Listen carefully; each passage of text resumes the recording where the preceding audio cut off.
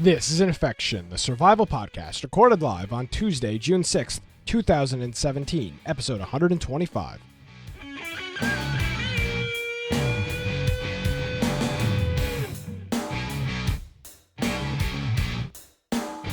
Hello, everyone, and welcome to another episode of Infection, the survival podcast. Infection is your source for the latest information on survival video games. We bring you the latest news, reviews, updates, and more each and every week. My name is Nick Craig, at Nicholas M. Craig is my Twitter. InfectionPodcast.com is the website. Thank you so much for joining us. Joining me, as he does each and every week, Brian Aldridge. Hey, Brian. Hey, everybody, and welcome to the podcast. If you want to find me on the internet, at Boise Computer on Twitter, or you're more than welcome to go to my blog, biteoftech.com. Also, if you, I know you've probably heard this before, but on our website, we have to the right-hand side a bunch of links to find us on social media. We have our Discord link, we have our Steam group for notifications, and then we have all the different YouTube and podcast formats or platforms that we are on. So I encourage you to go and support the show just by, if you're not following us on YouTube, do that. If you're not a part of the Steam group, join it.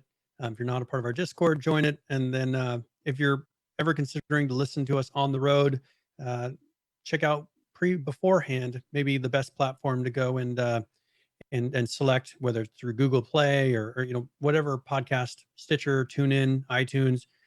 Maybe get that set up on your phone beforehand, so that when you're on the road and you're not having to figure out how to find us. So it's really easy to do. We've got a lot of links, makes it really simple. And if any of those ever don't work, let us know. Please. We always encourage you that if even if it's not listed on there, if you listen through some platform and you just assume we're not on there, like we're on the Amazon Echo and all these different things, through TuneIn. If you find a platform that we're not on, I encourage you to let us know, because sometimes we have to go and sign up for those outside of the normal methods. And so that would give us an opportunity to do that. And then we'll be available on that platform as well. So I think that's 100% of the self-promotion for now. Yes, all the self-promotion. That's what you come here for. Yeah. So let's see. What happened? Oh, a couple of housekeeping things. So we are hosting, this is our second annual, that's not, well, I guess it's our second board game event that we're going to be hosting. So the second Saturday of every month, we are going to be playing an online board game using Tabletop Simulator, which is a Steam game that allows you to simulate tabletop games. $20 if you buy it outright. It's been on sale a couple of times for $9, $10. And Brian took advantage of it. I did, and a couple of other people took advantage of that price. So this month, the game day is going to be this Saturday, the 10th.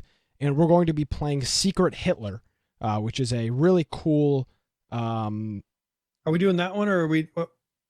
Is that the one where we decided? I think we're doing that one. Yeah. Saul's going to be our GM for that, and it's kind of it's more of a card game than it is a board game. But I think we're going to be doing Secret Hitler. And then we also Saturday. play tested this past week that one kind of detective murderer, Jack the Ripper type of game. Yes. I don't remember the name of it. We did play test that, so we'll probably do that one for the game after this one, because I think we're ready to go to where enough people understand it, or we'd have a pretty smooth game on it. When he was describing that, he took Nick and I and kind of played through the game a couple weeks ago, and I was distracted and it made no sense. But he played through with me this past week, and I think we got it. Yes. Because Nick was like, "Oh yeah, so you do this and this." I'm like, "I have no clue what you're talking about." I think that was Letters from Whitechapel. Maybe not. Yes, that is it. Okay. Yeah. So we'll be doing that one in a future week. But and that's one thing, is if you ever see that on sale, even if you're like, I'm not a big board gamer, this has whatever level of games that you enjoy playing. So I would encourage you to pick it up. And plus, you may not be a big board gamer, but it's really fun when you sit down with friends and play these games, even if you're not into big board games. And we don't always play. We play Uno sometimes. We've been playing the hell out of Uno. Yeah, very competitive. It's a really fun, quick. It's a very fun, quick game Yeah, and it gets really competitive Hey, where you just Hey, I've got a tip of the Nick and I week. always sit next to each I've got a other. tip of the week. Do not sit next to Brian because he's a grade A douche when it comes to Uno. So, dude, if tip of the week, everybody, if you're playing Uno, do not sit I'll next do to like Brian. 4+4s in a row. Yeah, don't sit next to Brian. He's Plus very, 4 skips. very spiteful. But yeah, we've been playing, and Like, I think last time it wasn't you, it was Felicia. Felicia was, I think, actually the victim. angry at me. Yeah, she was She genuinely was the upset. victim of it last game because like in the background, she's all, I could tell she was cursing at me. Yes. So, yeah, definitely check that out. Add it to your wish list. It's the most expensive it ever is $20. So this week we are going to, or this month we're going to be playing Secret Hitler, I believe. And if that changes, but the way that this works is if you want to play tonight after the show in Discord, I'll put the information in we have a Pound board game channel inside of Discord. And what I ask people to do is go in there and RSVP for the event. So Saul or whoever's running the game knows how many people to plan for because that changes how the game is set up. Yeah. So I appreciate you if you do that and let us know. And we'll be playing, I think it'll be probably between 5 and 8 Eastern that we start playing, somewhere in that time block. Just depends when everybody's around. So we'll do that. We'll have all that information in our Discord in the board game channel. So if you don't have Discord, sorry, but that's how we play. So yeah. Yep. Very good. And then as far as for Friday night, I saw your message. I think it's a go. Okay. I don't remember what game I said. What did we say we were going to do? I don't remember. You sent it to me.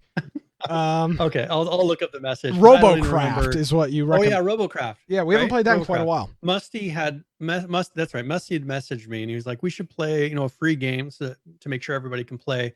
And he suggested, a couple different games. And so I think Robocraft, which we haven't played in a long time. Very long time, yeah. And it is a fun game. So we'll do Robocraft this week. If you don't have it, go ahead and download it.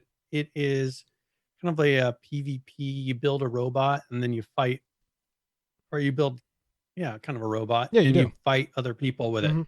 So you kind of build like a vehicle that's a robot, and you put guns on it, and you have to balance it all out. So it is a really, it's not just a mindless game. You actually have to think about it a little bit, but it is fun. So we will, we'll do Robocraft this Friday. Saturday, I may be late. I have my niece's birthday party, so depending on how late that goes. Hey man, it's you've known for a month that this is going to be this day. You got to mark it on your calendar that you're MIA that day. It's just the way it is. I can't tell my niece. You absolutely can. Priorities, Brian. It's only your first birthday. Come on. Quit being so selfish. Yeah, you can move it somewhere else. I mean, there's plenty of days. You won't remember it. Plenty of days in the year to have a birthday party. One day to play board games. So I think that is everything housekeeping. Before we get into any news, Brian, I want to talk to you. Actually, I want you to talk about Friday the 13th because you played it for the first time this week. So I just want to hear your experiences first before we do anything else. Okay, so Firebombs asked me not to say mean things about Friday the 13th. Yeah, well, that's fine. He told me that too, but it's not the case. But I've just been so annoyed with the game that I've just been not wanting to play it. I can handle playing it a little bit, maybe like 3 games in a row, and then I just get really frustrated. I guess we don't have it in the news really because there's a patch, but we'll talk about that. Yeah, I'll talk about some of the other issues that aside from whatever news is happening with the patch. And so I'm kind of in a private Discord where it was access for the streamers, the content creators or whatever they called it, to go and discuss things beforehand. So they message in there, and there was a big issue. Now that it's public, I can talk about it a little bit more. Not that I was under NDA about it. But there was a big issue with Friday the 13th where somebody was able to go in and based on the Steam ID of a person, and if they were online and playing, they could take over their session, the gaming session of that player, and then they would be, playing in the game as that character, as that person. Mm. The issue with this is then the trolls were going in and selling all the perks that the streamers had gained and clearing out everything they had. So a lot of more popular streamers were losing all of their perks, which that's kind of the progression system. That's what you're Yeah. working towards and you're spending your money on, or all these perks. They would turn around and sell these, and so it was clearing out all the progression of all the streamers. And so that was a big problem. The studio went in and they said, well, we're working on fixing it. They are implementing some sort of security now. I guess they didn't have security implemented, or not a high enough level of security. They treated it like it was hardware, but I don't know if they're talking about in the game how they deal with security, or if it's what maybe they had something open to the public that shouldn't be, something. But I guess the hackers had gotten hold of the certificate, I guess an encryption certificate of theirs, and was using that to be able to hijack sessions. And then another thing that happened this week that's negative with it, so I guess we'll get all the negative out of the way, is that someone was able to pretty much, maybe because of this certificate that everything is encrypted with, steal the game to where people can play off of pirated copies and there's no check. Nope. I guess to make sure to stop them. There's no Steam authentication check or anything to prevent that. And so a lot of hackers have been able to play the game regardless of whether it's purchased. I mean, you could just keep creating accounts, Steam accounts, and playing the game. So it doesn't matter if you get banned. And that they're also working on, I guess what they're doing is hiring on people that have specialties in that area to come and fix these problems. So they've gone in, and I don't know that it's totally fixed yet, but also the hackers, I mean, there's blatant hacking that's been happening a lot lately, probably because there's no risk of losing the $40 that you spend on the game, since you can play it without paying anything now. So it's been really crazy this week, to where the only way that we'll play is as a group with the people in the Discord channel. A lot of people have been, I know, like Firebomb really wants to get out there and play, but everybody's been saying, no, I'm not going to go out there until they fix these problems, because I don't want to lose all my progression, which is very possible. I mean, if you play and you make somebody mad in the game, some kid mad, he can turn around and use his hack, if he has access to it, and delete all of your different perks that you've purchased. And so it's just been a really weird week, to where I've been just frustrated, because I get to see, I'm kind of frustrated too, because I get to see these messages in real time coming from them. Yep. Of here's these problems. We don't want you really talking about it yet, but man, we've got some big problems over here, is what it pretty much boils down to. And so everybody's like, you should play. I'm like, no, I don't want to play. I'm not really, a lot of it's because they were like, can you please not tell people that it's happening yet? Because we want to be able to try to catch these guys, but before they know that we see that it's happening, or before they know that we know it's happening, or maybe they just didn't want everybody going crazy about it on Reddit. But I knew that these things were happening for a couple of days before everyone else did. And it's just, I just had no interest to play other than with our group. So when our group goes in, I play a couple of games. But I think one thing that I'm finding is, like, what's the replay value on this game? Like, how many times can you play this game? And I think that's what I'm running into as well, is because there's, the progression system is just perks. That's about it. I mean, there's skins for Jason, but other than that, it's just pretty much perks. And I think clothing. I mean, you get some clothing, but it's not. Yeah, but that's not progression. Nothing's changing. The only thing that progresses you in the game is these perks, and some of them are. It shortens the time for the police to come when you make a call. Yeah, makes the car go faster. Yeah, but the thing is once you get I think I've got a pretty decent set of perks right now for the counselor I use.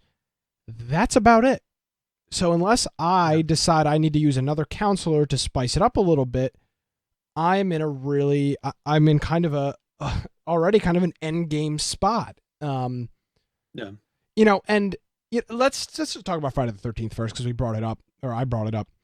This game, I think, is really meant for the enthusiasts, Brian. I think you said that to me last week. And as I went through and I read a whole bunch of reviews this week from game journalists, and that is the exact same impression I got. Most of the people writing the articles, here's for example, one off IGN. This IGN writer, as someone who is Jason Voorhees for Halloween in 5th or 6th grade, I've definitely been looking forward to stepping into the hockey mask and Friday the 13th, the game. That's what this is going for. For example, Firebomb, who loves this game, is a super hardcore Friday the 13th fan. So for him, this game rocks. For me, who is indifferent to the series, I care about the game. It just doesn't. And again, this is fine.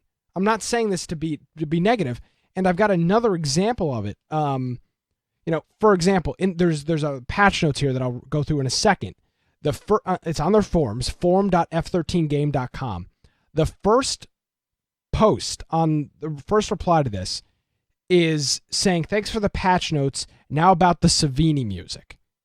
That's an enthusiast. There is so many game-breaking issues in this game right now. The first person is talking about adding music into the game. You can tell that this game is clearly meant for a different group of people. This is not meant for the casual gamer. This is meant for the Friday the 13th, the horror enthusiast, not the general public. Here's something I was discussing in Discord a little bit yesterday. And this is kind of one of my predictions of something I think might happen. A lot of this comes down to licensing rights and things, but just take this as an example, and I'll use one particular franchise that could compete, I think, and have more flexibility, because it's not such a stuck in an exact set of movies. But for instance, the movie Stephen King's new It is coming out, right? Imagine if they took. Have you ever seen it? It's the one with the clown. It's got a clown. Nope. It's just spooky. Okay.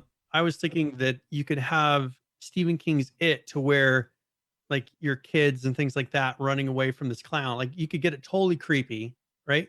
You wouldn't have the cheesy stuff because it's not really. They're making a new version of it, and they're not holding on to the cheesiness. Like, they're trying to make it a spooky, just to get your skin crawling type of a movie, and not putting silly things. Because I think a lot of the Friday 13th stuff is lost on us.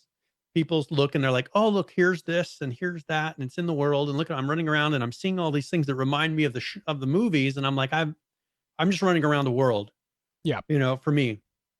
But then when they showed those crazy faces and everything, that's where I really realized that they're not trying to impress a person who enjoys well-made video games. With me, I see those things, like the face, and it looks just cartoony to me. Like, I'm just like, why would you do that? That for me ruins what I view Jason as, with not being one who's treating it like, oh, this is one of those cult following. It's kind of a funny. They take parts of it because it was so cheesy, just because it was super low budget, and they're like, oh, that was so funny. Yeah. For me, I think of Jason as more, he's a scary person, and I haven't seen all the movies to be like, oh, look at all that cheesy special effects. Yeah. And I think part of our criticism of the game is, and without sounding full of myself, because I'm not trying to, we are looking at this as journalists in the most literal sense of it. We're breaking down. Yeah. We're comparing this to every other game based on any other full-blown title. Quality, bug. That's why I'm saying, yeah. We can't take and say, oh, because I love the lore of it so much, I'm willing to look at all these other things in a different light. But that's the thing, is I don't love the lore so much, and so I see everything else as it is. I don't see. Here's the thing, Brian. It's not that you don't love the lore; it's that you're indifferent to the lore, and because you're indifferent to it, and the whole game revolves around the lore, it makes no sense. And I think that's part of the problem. And again, maybe this is our fault, Brian, for believing for expecting it. Absolutely. I there is definitely some fault on you, on your part and my part. When we went to this panel in March, We This is saw a the game people that made were for the there. fans. Yes, exactly. It Yeah. was a people for. We had no freaking idea what these people were talking about. No, Yeah. no clue. Yeah, well, that's where we were lost. And it's like, why are these people coming to a thing about a video game and they're saying in this movie and in this scene there was this thing, and are you going to do the one that was in this film, or are you going to do the version of it that was in the other film? And we're like, what in the world are you talking about? That's exactly what happened at the. That's exactly panel, what yeah. happened. I'm just like, we were sitting back there just like, this is talking about a video game. We're not interviewing the people that made a film. Yeah. Like, you're talking about guys that are making a video game about a film. And Films. Lance is saying the term nostalgia immersion. And it's that, and it's also, it's just, That's what it is. This is a game that is made for a super fan of the Friday the 13th series, not for what we are, which is fans of survival video game. Well, no, but just in general, this is not for not for every survival video game person. Now, if you're into the horror scene, for example, I'm not into that stuff at all. I haven't seen. I don't think I've seen a full Friday the 13th movie. It's just not. I'm not interested. It's just not my cup of tea. This is not for me. It's not for you. But if you're a fan of this stuff, I'm sure it's totally worth $40 because you've been when did those movies come out? In the 80s and the 90s? I mean, you've been waiting 20 years to get back into this series, and this is the next step, if you will, after the movies. So, with that being said, I think this is filling the void that they were trying to fill, which was, all right, F-13 fans. I think, they're accomplishing what they sought out to accomplish. It's a bunch of fans that wanted to play out being in the shoes of Jason or being in the shoes of the people that were stalked. That's what it is. And it's not so much about the video game itself. Yeah, and Lady's saying, I didn't think the game was based on the movies. I thought it was a game based on the concept and the lore of Jason. I think I had that exact same opinion, that it was... I understand what the Jason character is. I didn't literally realize it was going to be the movies. And again, but that's our fault. But that's the thing, is they're taking so many of those things, and that's Ladykin has it exactly right, where she's saying we kind of thought that they would take and make a game based on those influences, and then make a game that was serious. But that's our fault. Again, we need to be clear. This is our fault. Exactly. They made a game that represented even the flaws of the movie. Yes. Like, that's what they were going for, even the flaws. I don't want flaws in my video game. Like, even the visual flaws, just because they did it on a super low budget film and they didn't have the budget to be able to make something that looked realistic for a dummy. I don't want to see that in my video game. I mean, that's the thing that got me wrong is they want the exact identical. Oh, that was really cheesy. Make it in this way. I want to have a really well crafted and a video game that's going to put me in. I want that actual immersion of feeling like I'm being stopped by a really crazy guy that's scary. Not that I'm being chased by what they view Jason as. I mean, Brian, you backed this game early. PH is saying, did you see the Kickstarter? It was pretty clear. What? I was pressured by Saul to buy this. I never looked at the Kickstarter. I just bought it. Well, that's your fault. But I remember looking at this game, and I had the same assumption that it was based off the idea of idea of Jason is that he pretty much never dies. He's going to kill you no matter what, unless you escape. That's the premise behind Jason. And that's what I was assuming this was going to be. The concept of a character that never dies, the only way you live is escape. What it turned out to be, again, my fault. I'm not blaming Ilfan. I'm not blaming anybody. I'm just saying this is my interpretation. They probably didn't say that it was going to be anything other than that. I mean, they probably made it, from what I hear, they made exactly what they said. Yes, it was misinterpretation, and I think a lot of people are in this boat. Looking at they're playing, and they're like, well, this isn't a game that's made to be replayable a lot of times. Because that's the thing, is the game, you can't be playing this for 2 years. I mean, it's not a game that you'll be playing straight for 2 years. It doesn't change. There's a limited amount they can add because they have to stay, because they've chosen to stay so strict to the movies. There's a limit to what they can do. So Lance is saying, I like it for what it is. It puts you in a Jason movie. Yeah, and which is what it does. PH posts the link to the Kickstarter here, and you can read through this. I remember reading through this. You know, it just talks about the Jason character and about what he does, but I really didn't think it was going to be so so literal to the sense of the movies. It was a misinterpretation on my part. So yeah, that's why I'm a little let down by the game, because I misinterpreted it, and it's nobody's fault besides myself, is how I interpreted the game. And I think how a decent amount of people interpreted the game. It was, okay, this character is never going to die. The only way you win is if you escape. So, it says right here, Friday the 13th, the video game, is focused mainly on Jason versus the counselor's scenarios. When I read that, I was like, okay, here's a whole bunch of different scenarios. They're not scenarios. Different things are going to happen. No, it doesn't. Different things don't happen. You're in different places doing the same thing.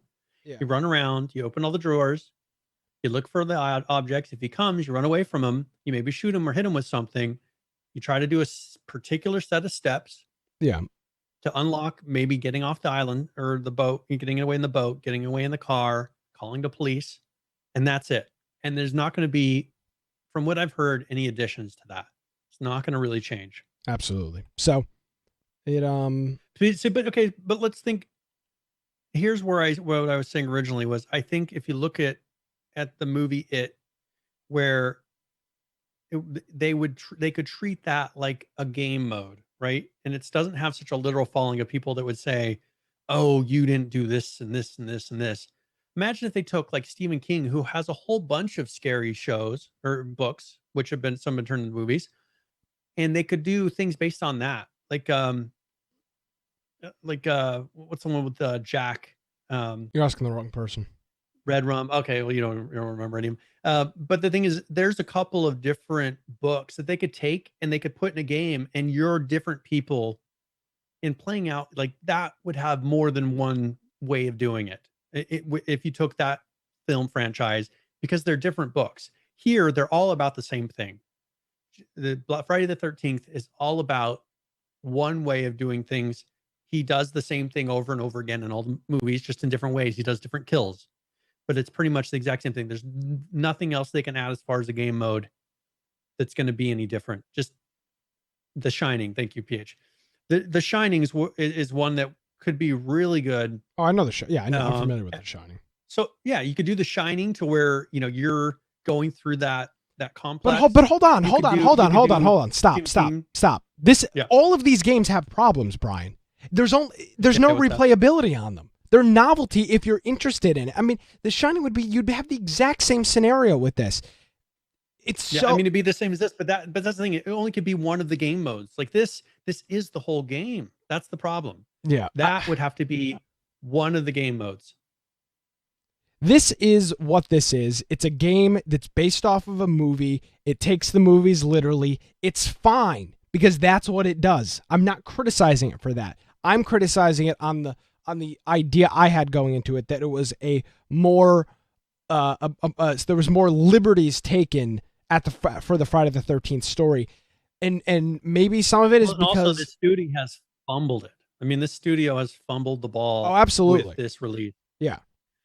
In almost every no anti-cheat no Steam purchase verification when you launch the game. I mean, hello, it's 2017. They didn't purchase the proper size servers for the data to be able to handle the databases, so it didn't work for a lot of people. And hackers, like they haven't properly implemented anti-hack. They haven't properly implemented the just all these things, and we don't even know all the things that are probably broken yet.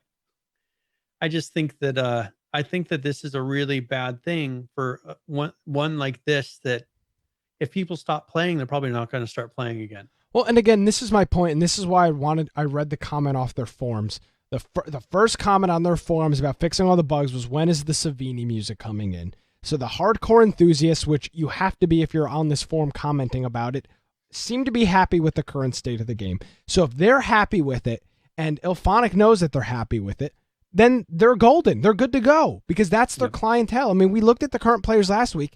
Really, not that many people are playing this game for a new release. So it is what it is. A ton of people playing it on PlayStation and Xbox. I mean, that's Yeah, but even if maybe they're there making is, their there's money back not there. there's not oh no, there's not 100,000. I don't think there's 100,000 people playing on those platforms. Yeah. That's just my guess. I don't think there's 100,000 people on that platform. Yeah. Yes, Lance, I am saying that we should have a Stephen King universe game. I think, but I think that that's what I'm saying is if they're going to be following these things of letting fans kind of play out, you got to pick one that has enough flexibility, like base it on something that has more options. Um, or, I mean, if you're just going for a one-off, we just have to be mindful of that going into the future of, is this a game that, is made for fans? Is this a kind of a new genre that it's going to be happening of here, you can play out your favorite, films, and they're one things that you play through once, just like a movie or a couple times, and then you're done. Like, And I almost would rather have that. and the criticism with this is not that there are games, for example, Firewatch has almost no replayability. It is literally the same story. Yep. But the difference is I knew going into that it was a really good 3 to 5 hour story. So it was fine. It didn't bother me. When you think of a multiplayer Friday the 13th game, you think, "Oh, hell yeah.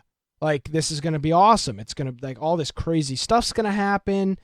And I don't know. You just assume way more. Now, for example, PH is bringing up the Halloween series movies. See, I think they could take much more liberties with that because that's not quite so based. I think those movies are taken a little more liberal in terms of the creative scale of it. Friday the 13th is really kind of super story driven. Halloween's just kind of a goofy 80s, not really scary horror movie. Yeah. Well, and I think that the problem is they really need to focus on fun. And okay, maybe not the problem. Not that they should. I would have preferred if they would have focused more on fun than on fact. And that's the issue that I run into is that because it's focused so much on fact and not fun, it's just for me, I don't get out that much out of it. And so I think if you took one that maybe wasn't so serious and the fans weren't so serious to where you could say, okay, let's make it fun, but let's base it on that concept of that movie, then they could have more fun with it and have more flexibility and not have to stay so tied to the lore, which I don't think you'll ever get the whole gaming community behind, because they're going to have people keep playing this game for it to stay alive. Yeah. It's a game that is based on having 7 or so other people play with you. Yeah. And if you lose all those people, like what's the point of the game anymore? I agree. So it's gonna be interesting to see how we'll this see. unfolds. Yeah, I'm kind of curious of where this game will go from here, because I just don't see a longevity. And then what are these? Is it going to be something that you play every 6 months? Very well. Is that going to be enough to keep them keeping servers on? I mean, they're not going to want. I mean, they're going to keep spinning down servers to where what's the max people that are going to be able to play in this game? They'll have like 10 servers eventually. Once people die off. And just to be clear with this, because I feel like we often have to remind ourselves and the listeners and viewers of this show that PC is not necessarily the target audience. And in my opinion, with this game, they didn't target PC because the game was ready like a month before they put it out on PC because they wanted to wait for consoles. So, and unfortunately, we can't really see the console player count. We are at the liberty of what the developer we can wants only to share. see Steam, which isn't, from what we see, isn't very strong for a week 1 release. No, not strong at all. And I'll have those players towards the end of the show. But you'd be surprised. And again, maybe our community and our group kind of hyped the game up. I mean, we've seen this happen before. No Man's Sky was a perfect example of it. A game that was just crazy overhyped. Maybe we were just overhyped for the game, Brian, and that's a possibility. That happens all the time. So yeah, maybe that's what this is. Just like with No Man's Sky. I mean, that one they did boost but they the lied. expectation up higher, but they lied about it. But people had higher expectations than what was being delivered. Here, we had higher expectations, and it's not that they promised. They did not promise the expectations. We made those. Yeah, SPH is saying Saul did it. Yeah. Saul kept saying this is going to be so wonderful. It's going to be the best game. I'm so stoked. Okay. I mean, maybe it was the fans being so passionate about it, talking to the non-fans, and then the non-fans are saying, well, this has got to be a great game because the fans are getting something else out of it that we cannot get, that nostalgia. Yeah. So again, I'm our criticism of last week and this week is not. I mean, here's the thing. The game does have a whole bunch of issues. The game is glitchy as all hell. It's buggy as all hell. So it does have that going for it. But if it's the case, we're kind of we're even leaving that. We're not even really talking about that. No, I've just given it. I've accepted it. How horrible the game is at the moment. Like, we're not even harping on that. Usually, with a release like this, we would be talking about, man, what in the world are they doing? Like, we would be harping on them. And I think that we've actually gone pretty easy on them, and we're just talking about the game itself. Like, the actual, let's say they fixed a bunch of those bugs. Like, what's the longevity of the game, even with those bugs fixed? Yeah. And I just don't see that. I don't see it there. So we'll read a couple of the updates here. It's not a crazy long patch. So a new cinematic for Tommy Jarvis, Spawn, plus game intros and game outros have been added. So some new cinematics for those. Fix the crash for VoIP during gameplay, which could possibly happen. Fix for out of memory crash with a bug in the texture system. That could possibly show up. Fix getting stuck when interactive with drawers. Fix getting stuck when climbing through windows. Fix camera getting stuck when interacting with doors, windows, and drawers. Fix Jason getting stuck in the chop loop when breaking down doors, which I've actually had happen. Fix Jason getting aligned when breaking down doors. He no longer keeps popping back into a new position. Fix environment and grab kills being off. That was the one I showed last week. Remember the sleeping bag? We dissected this, and that's why I said that we're looking at this in more of a journalistic aspect than a what do I feel personally. And we're picking apart this game. Jason's swinging the sleeping bag, and his hands are glitching through the sleeping bag model.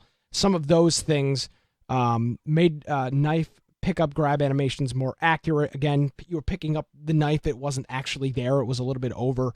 And that's pretty much what this is, Brian. This is just fixing little bugs, fixing little things here and there. Players standing up in cars, pocket knives not working when getting pulled out of cars. Just a whole bunch of bugs and just little quirks here and there. So here's a gameplay thing that is... Here's something that's not really harping on him. Here's a balance thing that I want to get your opinion on. Yeah. When Jason is swinging his axe and killing people, you can kill someone in about 3 swings? Yeah. 3 swings, you can kill somebody. And so I've been hearing people upset that Jason isn't going and picking people up to kill them because, then they have the option to use their pocket knife and things to get away. Mm-hmm. Well, the issue is because would I pick them up, or does it just take one more swing and I can get a guaranteed kill that they're not going to get away from? For me, I just would rather swing. I don't care about the death kill move. I mean, I'm not in it to relive that experience. Yep. And so I'll just do another swing. And then I had a streamer guy that we were playing with, and he was like, why didn't you, one of your friends told you that I had a pocket knife, didn't they? No. Well, why didn't you pick me up? Because he would have gotten away. I'm like, well, first of all, like, I right click and it doesn't work. I mean, supposedly you right click and you pick somebody up, put them in a choke. It never works. So I hit you one more time and I killed you. He was all upset about this. Mm. How are they gonna fix that issue? Are they gonna have to make Jason much weaker when swinging with an axe? Like, how are they gonna fix? Because what's the point of picking somebody up if you know that there's a possibility they're gonna get away and you're gonna lose? I agree. And just how do you balance that is kind of my question. And I don't really know. I don't know what they're going to be able to do to get around something like that, other than making the axe a lot weaker to where, the axe isn't the primary kill. That finishing move is the primary kill for killing the counselors. Yeah, I'm not sure. I often don't pick people up because it just ends up poorly for me. Yeah. Again, I don't know how much more I want to criticize this game because I feel like our criticism is not valid because it's not what. Well, that's not the really a goal is. criticism. I just think it's a balance issue. I think that that's something they're going to have to face pretty soon. No, I'm not saying you're criticizing. I'm just, how much more do we dive deep into this and say, well, this is a problem, this is a problem, this is a problem. If the people that want to play the game and the people that are going to continue playing the game don't see it as a problem, then Brian, then we're idiots for talking about it. I mean, frankly, if we're going to sit here and complain, but the people that are actually playing the game don't see it as a problem, we're wasting our time. Frankly, I mean, that's what this comes down to. This is something that this is something that we learned with Rust. Yeah, it's useless. We do not bash Rust because Rust is a very well made game. Absolutely. Right? We could look at it and say, "Oh, look at all these things that we think are wrong with Rust." No, those are things that we think is wrong with Rust because we don't enjoy the play style when we go in and play Rust. It's not our play style. We get frustrated with it. We're like, "Why do these people act this way? Why are people doing this?" It's just not our style of gameplay. The game for the people that play it is exactly what they want. And so if they're able to provide to their core audience what they want, then there's nothing wrong with it. I mean, there are bugs that they'll have to fix, hacking and all those things. But if this is the gameplay they aim for, and we can, it's not in our place to say, oh, they need to fix this game. And if it plays out just like it does in the movies, and that's what they want, and the core fans are going to go and try to do those pickup moves and those epic kills, like that's what they're going for, is to have those endings, then that's how the game's going to be played. And those are the people that are going to make sure that happens because they want to relive that experience. They're not like us to where, oh, well, it's more efficient to swing them the axe again and kill them. Like they're not going to be playing it with that mindset. No. So. Yeah. There you go. Yeah. So I think that's pretty much Friday the 13th. Yeah. So we'll continue to, okay. So I think this is what I've decided is the way we're going to at least the way I'm going to continue Friday the 13th. We'll cover the updates, and we'll cover the patches. But from this point on, criticizing the game from our vantage point, the gameplay style seems irrelevant.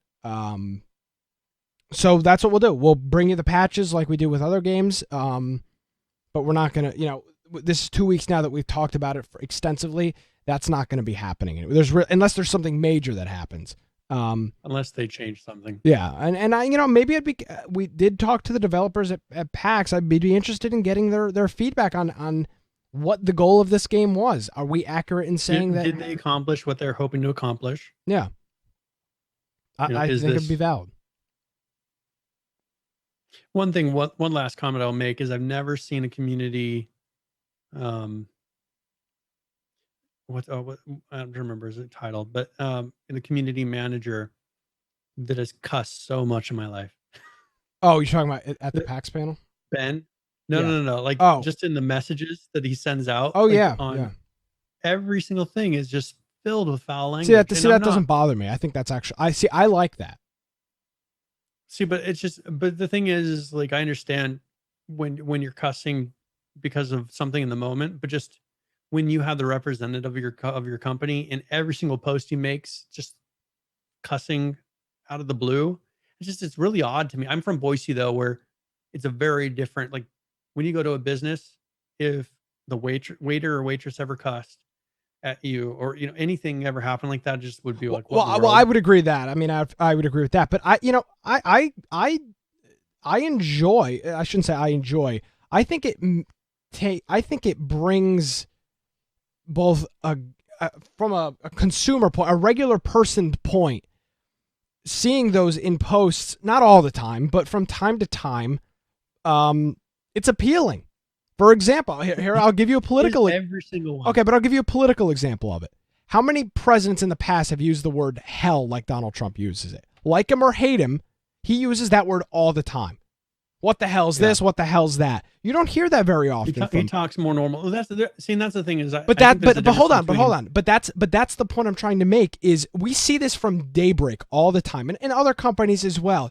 We get such a narrow select words that you can use. We get the runaround all the time from these companies, Brian, and we complain and we bitch about it all too. We go fixing hackers, fixing this. It's the runaround. Be so politically correct about it. Exactly. And I kind of like that when Ben is posting updates in Discord, he says, "Oh, we broke, this is ridiculous." Sounds like he's talking into his phone, like with voice, detection. Because like if I were to say, there's a difference between what I would type and what I would say. Yeah. Like when I type, it's usually polished and it's the most tame version because I really I'm like thinking that. it out. For him, it's just like if he recorded what he was saying, just off the cuff, and he made it a post, that's how he talks. And it's just, it kind of shocks me sometimes. Just like, what in the world? I can't believe that their community manager just talks like this. I love it, to be perfectly honest with you. I think it takes the sense of, because what we see most of the stuff we see from game developers now is just, so polished, and everything is finally, every press release is finally picked apart. Daybreak's not a good example of that because they post stuff on Reddit and comments and stuff. But you look at Activision and stuff like that. Everything is so finely selected. I like that I can look up a post and it's like, yeah, this is a real person too. This is somebody that is actually typing something themselves, and it's not going through and that's, 6 levels of PR. I think that's kind of the funny thing is that this guy is he's the community manager. He's like the mouthpiece of the company. It. Absolutely love it. And he's the one. Sometimes you'll get a developer that's kind of like that, or some random person, but like, that's where I was kind of like, this is like the mouthpiece of the company, and they don't obviously have an issue with it. Nope, I love it. And Stairway or Jason523 is saying this game contains gruesome murders and gore and swearing. And it's valid. It's totally valid. Okay, but see that this maybe opens up. That's one thing that I was really thrown off at PAX is when they were talking in a certain way to coworkers. Just to me, in a way that was incredibly disrespectful. And it's got to be that's just how they all talk. Like they're the most straightforward and blunt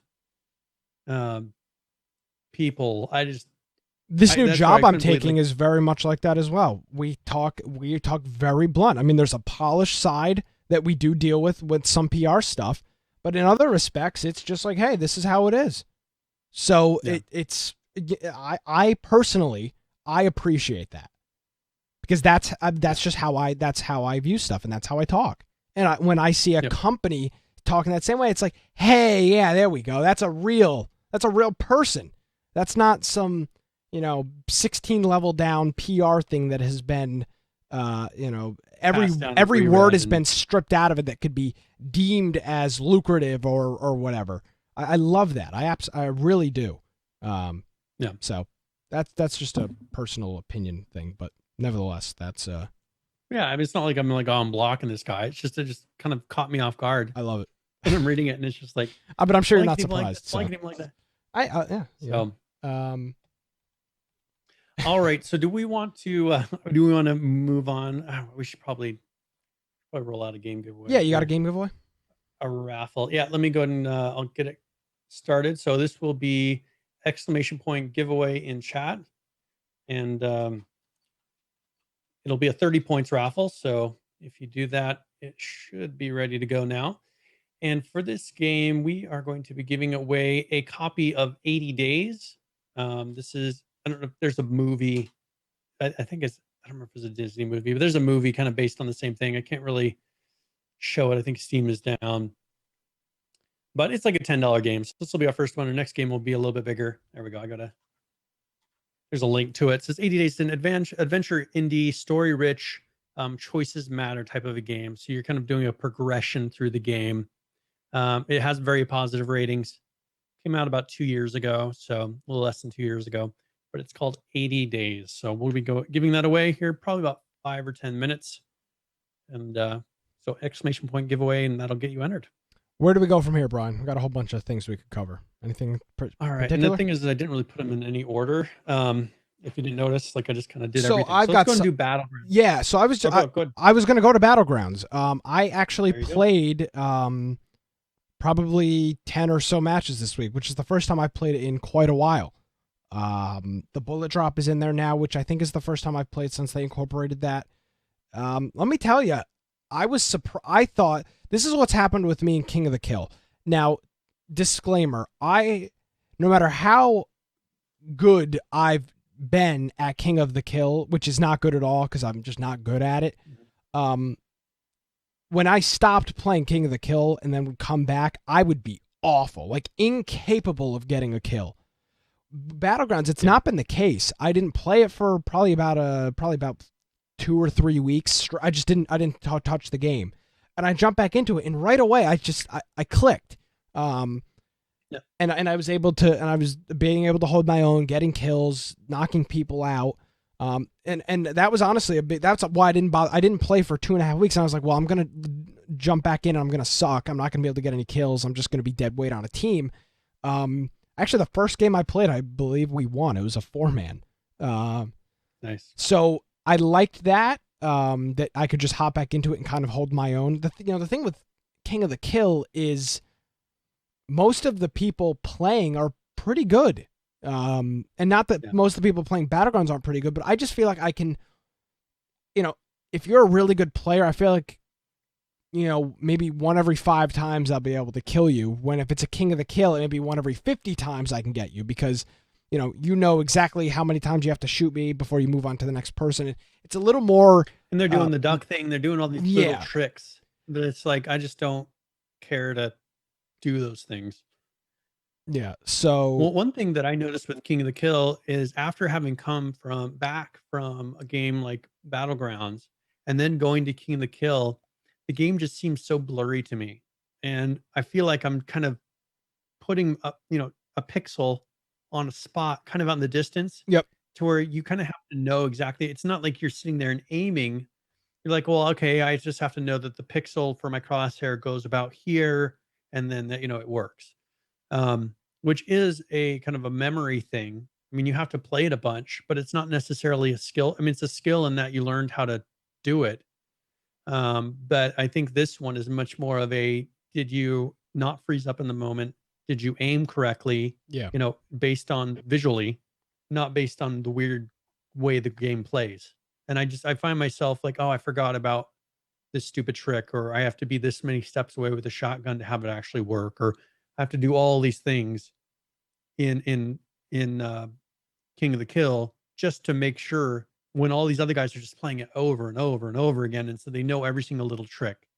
Yeah, and which is fine. I think a part of it is in King of the Kill, if you see somebody and you're having a gun battle, there's really nobody ever gets away.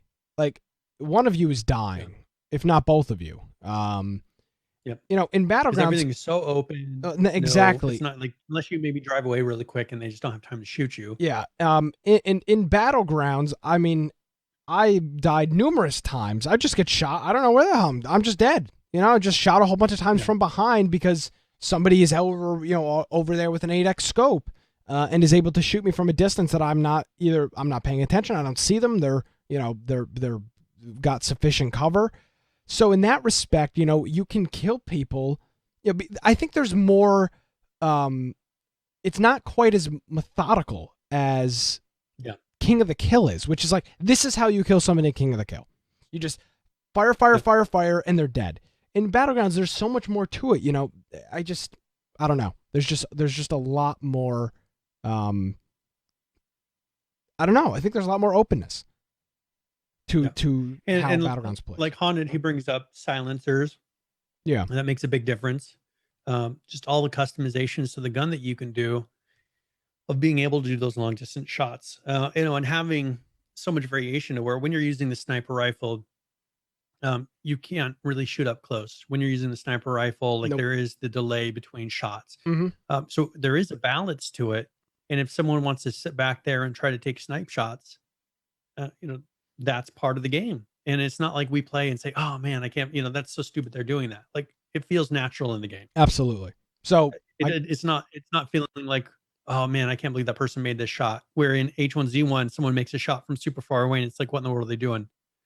Yeah. And that's not a shot you should be able to make. And I guess the point of me bringing this up was to say that, hey, if you haven't played Battlegrounds in a while, you can hop back in the game and you can hold your own. I've been getting a kill or two per game, like, which is not, which is great for somebody that hasn't played in 3 Casual player. weeks. Yeah, exactly. I'm not even casual. I'm just frankly not playing. And I just haven't played the game, and then all of a sudden I play and I'm able to, and I've enjoyed it too. I played probably 3 or 4 games today. It's been a lot of fun. So if you kind of backed off from Battlegrounds. This is also something that Joe, just mentioned, like we can't play with Joe and the people in Europe anymore because of the new system. Yeah. We can't get everybody into the same game anymore like we used to, which is kind of dealing with some of the hacker problems. If you want to not have people from China playing, okay, play on the East Coast servers. But the issue is because Joe's down there, now we don't really have a play. Either I'm playing with Joe on the West Coast servers, and we're not having any people from Europe play, or I'm playing with the people in Europe and Joe can't play. And so that's kind of off-putting as well when there's no way for our group to all play together at the same time. Yeah. But again, that's part of dealing. There are things you give up when you deal with hacking. Yep. So. Yeah. Yep. Okay. So, with Battlegrounds, one thing they did do, and this is something that I want to get your opinion on of how they did this, because this is something we speculated about, of how are they going to deal with the skins in this game. Yep. So they released their Twitch Prime skin, because Twitch Prime, they did the same thing with King of the Kill, to where it had that paper bag on your head and it had the purple suit and I think purple pants or whatever. And so this is that version for Battlegrounds. And so what do you think as far as the mellowness, the flashiness for pretty much one of the first skins other than what's in the crates, or purchasing the collector's edition or whatever it was that you can get? How do you feel about this fitting into the game? So that was going to be my first comment to you, was if sorry for you audio listeners, you're not going to be able to see this, but if you look at this picture, the Twitch shirt, the only purple part of it is kind of it's a rolled up t-shirt, so it's kind of the cuffs of the shirt are purple. They've got a bandana. Yeah, they've got a bandana that's wrapped around the arm is what that is. Oh, is that what that is? That's a bandana? Mm-hmm. Oh, okay. Yeah, so then it's a bandana that someone's wrapped around. So even less. So it's a gray short sleeve t-shirt that says Twitch Prime on it, and then just a bandana around. Faded. It's not really blatant. Yeah, exactly. It's not a bright purple shirt. Now there are color variations. For example, my current player in Battlegrounds has a blue shirt, like a kind of a teal blue, yeah. Which again isn't. I don't think is a huge giveaway. What they're including here is, the way this works is if you have Amazon Prime, which is $99 a year, which gives you free 2-day shipping and so on and so forth. This isn't an Amazon ad. You connect that to your Twitch account, you get access to this service called Twitch Prime. And what you're going to do here is, if you have your Amazon Prime linked to your Twitch, and then your Twitch linked to your Battlegrounds account, or your the way that's set up, what you'll be able to do is you have 30 days to get these items, and it's a Twitch t-shirt. It's Twitch t-shirt, jeans, a balaclava, which is it's a ski mask, and shoes. And the shoes are just gray boots from what I can tell. Mm-hmm. So you get your ski mask, your jeans, your t-shirt, and your shoes.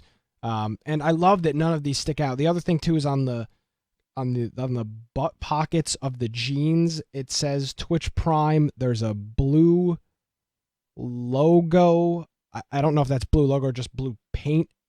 And then it looks like some sort of a logo. And then also on the front, there's the Kappa face, which is really like not standing out. No, not at all. Like the paper bag on somebody's head. Yeah. It's kind of more like graffiti on a pair of pants. Yeah, it looks like a pair of work pants. There's patches and stuff on it, and then the ski mask has kind of got the Twitch icon on it, which is the rectangle with the 2 eyes. I think these are great skins for we specifically asked Player Unknown at PAX, are you going to go crazy with your skins? And he told us flat out, or he told me flat out, we're going to, our skins are going to fit the theme of this game. And if this isn't keeping your word, then I don't know what is. But this, nothing in this skin pack is like, whoa, that's too edgy for me. I was really scared that this was going to be really bright and like they were instantly I had a fear that this was going to be the first step into that world, I because I remember. did see something, speculation of what it was going to look like, and I don't know if those were concepts, but I was thinking there was going to be a ridiculous, ski mask or whatever it was on the head. Like, I was afraid that it was going to start into that world of bright purples and everything else. See, I remember when we were at PAX and they had the Twitch parachute in game. That really pissed you off. You were genuinely upset about that. Yes, because that was the first sign of that happening. It did not fit it didn't fit at all. Yeah, but it was like what, a weekend or something. Then they did for 1 weekend, then they pulled it. And stuff like that, I think, is cool. Like if they want to do that if they want to do a PAX one with a huge red one that says PAX on it for a weekend, for a limited, exactly, for a limited time. Yeah, I think that's cool. Work for them to do that. No, absolutely not. That's cool. But I mean, I'm telling you, man, I love these skins. They're super cool. Yep. So I think it fits naturally into the game, and so this is, for me, is a very good sign. And I think that if they keep this up and never stray, I think they're going to kind of go for a little bit of a Mad Max vibe. If you look at some of the things, like I have boots that have spikes in a way on them. Mm-hmm. They're going to kind of go that direction a little bit, but I think that's kind of the craziness that they're going to go, is more of a Mad Max, maybe spikes on your shoulder pads, a little bit of the gritty way, of that type of a gritty, not to the bright, or maybe wearing, I'm not the outfits in the way that Mad Max was, like half naked, but just kind of in that style of being that edgy with the spikes and the things like that. Yeah. So and being the dirty, kind of a grungy style. So what you can do here is there's an article on the website. There's a link in the show notes to it, and it tells you how you can. There's a guide on how you can get these items. I do have to criticize Battlegrounds on something. Please, guys, release your weekly updates, your notes at the same time. I mean, sometimes it's out on a Tuesday, sometimes it's out on a Thursday. It's all over the place. Pick a day and hit it. Every week it's been. Some weeks it's Tuesday, some weeks it's Thursdays. It's all over the place. That's pretty frustrating at this point. The dev blogs are not coming out on the same day, which they should be. So that's my criticism. But that's about it. But I think that's pretty much what this patch was. I mean, they're pretty much just talking about Twitch Prime. I didn't see anything. It wasn't else. A patch. It was just an announcement. Yeah, it was just an update to content. Yeah. So that's Battlegrounds. So I'm assuming we'll have another one here pretty soon. I checked Twitter. It didn't say that it was delayed or anything. So I would imagine it will be out either tomorrow or Thursday. And then we will this is 1 week after their last one, so they may just be running, as you said, running a little bit behind on it. Yeah. So there you go. That's Battlegrounds. You want to do the raffle here? Yes. So let's go ahead and roll for this. All right. So congratulations, Valp. Valp1 has won the game. I will send you a link here. It'll be in your other messages in just a little bit, and so you can redeem it. And then we'll do another raffle here right before the end of the show. Yeah, there we go. All right. So do we want to go into? We can do this in any order. Take Life is Feudal? That's right up here at the top. What do we got? So Life is Feudal. This is the game that's a pretty difficult game. It is a survival game, and it's one that I've talked about before, kind of being a preparation for an MMO that's going to be coming out, one that's supposed to be a really big game. And this one itself is a really big game, but they just made this as kind of a technological preview, a testing grounds for their big game that they're releasing. So this is Life is Feudal, and what they did is they did this is 1.3.2.2 patch. And this game, I mean, if it's got mixed reviews, and it's usually $40, but I think it's mixed reviews just because it's so hard. For those people that are really into a hardcore open world survival crafting game, it's right down your alley. But what they did is they were running into an issue with people combat logging. So that's when maybe you're going to die and you log out really quick. So they implemented a 30-second timer during the log off process. And so during that time, your character is still in game. Even if you close your game, even if you pull the internet, even if you shut off your PC for that 30 seconds, your player is still going to be in game so that you can't combat log. Because someone would be in a situation when they're about to die, they would maybe pull their internet connection and then they would survive because the game would just disconnect them instantly. So getting around that and not letting people kind of exploit the game, they have implemented a 30-second timer. Honorable death. So you can now type /suicide or drag the appropriate icon from general action skills to your hotbar and then use that. And you can kill yourself in some situations. The ability takes 10 seconds to cast and can be interrupted. So it's an honorable death. And they did camera positions, adjusting those, the skinning of animal carcasses. There was a fix with that, resulting into all the skins. It says the skinning of the animal carcass will drop all skinned results into your inventory and will remove the carcass from the world. So that was a bug that was happening. You have an oxygen bar, so when you're underwater for breathing. They add some new like they have a skill called inspect, so you can inspect items now. The siege tent decay speed has been reduced, so that lasts a little bit longer. Just mostly fixes. If you don't play this, one thing they did do is they optimized the net code, so kind of making it more efficient with the networking. And I'm assuming trying to make it a little bit more of a PvP or getting that part where people aren't combat logging, and then improving the communication between the players so there's not lag and things like that, which is what we complain about a lot on other games. And then a bunch of bug fixes. So that is mainly, this was to combat combat logging, which is a big thing. And then they did a smaller patch that was 1.3.2.4. This was just a number of bug fixes. They like the dung was the original graphics level of detail was not correct, so they fixed that. You can now rebind the V character or V button on your character. Excuse me. And then they just tweak some skills. So 2 small patches, but if you're into that game and you're into PvP on it, you probably had run into the combat logging quite a bit. And so that would be the biggest thing. And then as far as another game that I played, Nick and I are going to have to play here maybe Thursday if we're home. The issue is the Darwin Project only does their play tests on Thursdays. And we've been wanting to play this game, but I know they did put out a pretty big patch this week. And so I'm going to try on Thursday night, and I'll see if we can stream it. I think we might be able to stream it. I don't know if you're going to be around Thursday. I should be. I can make it happen. Maybe we can try to put on our schedules to play some Darwin Project, and then if we can stream it, we can show people some live gameplay. Yeah. Of the game, because I haven't really been able to talk about it because I haven't been able to play it the last 2 weeks, and you can only play it Thursday, but like between those 2 hours. Yeah. So I was really hoping, so that we can get in there, play a little bit of it, and then kind of give some perspective, because I know they put in a kind of a small patch last week, and then they put a bigger patch this week. So I'm kind of curious. I know they're working on a new new locations on the map. As far as gameplay, the game is really good, really smooth. So, yeah, there you go. So we'll try that out for Thursday. I've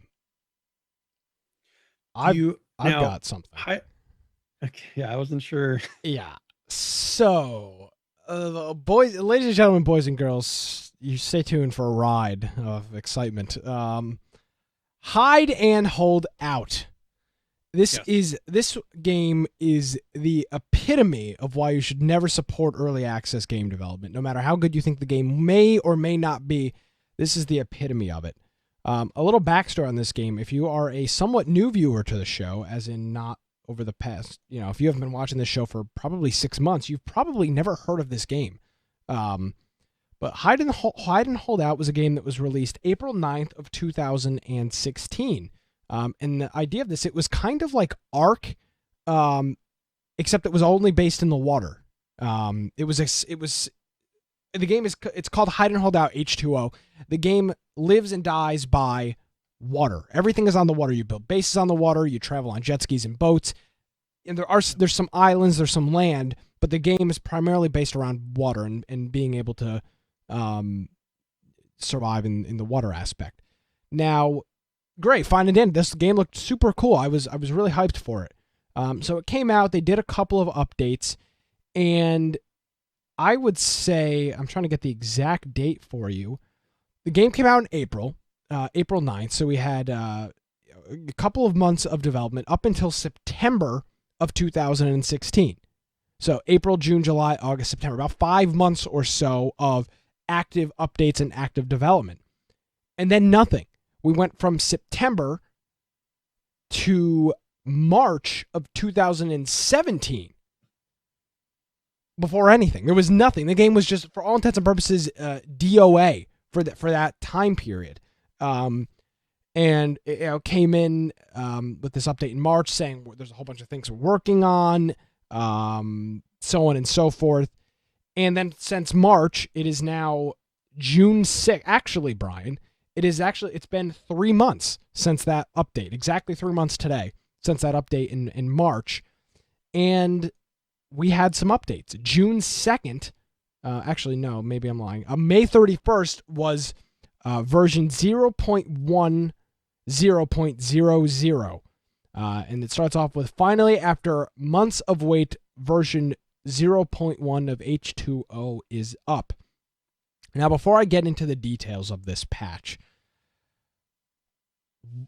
this stuff and the way that this guy has dealt with this game is exactly why people have a sour taste in their mouths when it comes to early access, and why my opinion is, do not try to make an early access game today, because it's games like this that totally screw everybody else. What do you think of this? Well, and I mean, part of the issue is they pretty much dropped off, and when it's an online survival style, you have to have servers running, you have to have the community going, you have to be you have to be preventing hackers on a consistent basis, and you drop off the map for months and months and months, because they were having large problems with hackers. Pretty much the whole server population will die out. Yeah. People aren't going to put up with the hackers, and if they're not being supported by the developers, they're just going to quit playing. And that's pretty much what happened with this, is that it stopped being a playable game. And no development was happening. No changes, no release development, no obvious changes to the community. Now here, in his defense, he did rewrite the whole net code. Yeah. I guess probably because they didn't do it right the first time, and there was a big mess that they were probably running into when they were trying to stop hackers. Yeah. And it may be that, maybe they had 2 developers and one of them left, or, who knows what happened. Something happened. But when you have it to where there's just no communication for so many months, and I would almost rather just have, even if it's, hey, I'm working on this, each week, even every 2 weeks, just putting out a little note. Hell, Brian, once a month. Development. Once a month would have been fantastic. I mean, so this is my problem with this.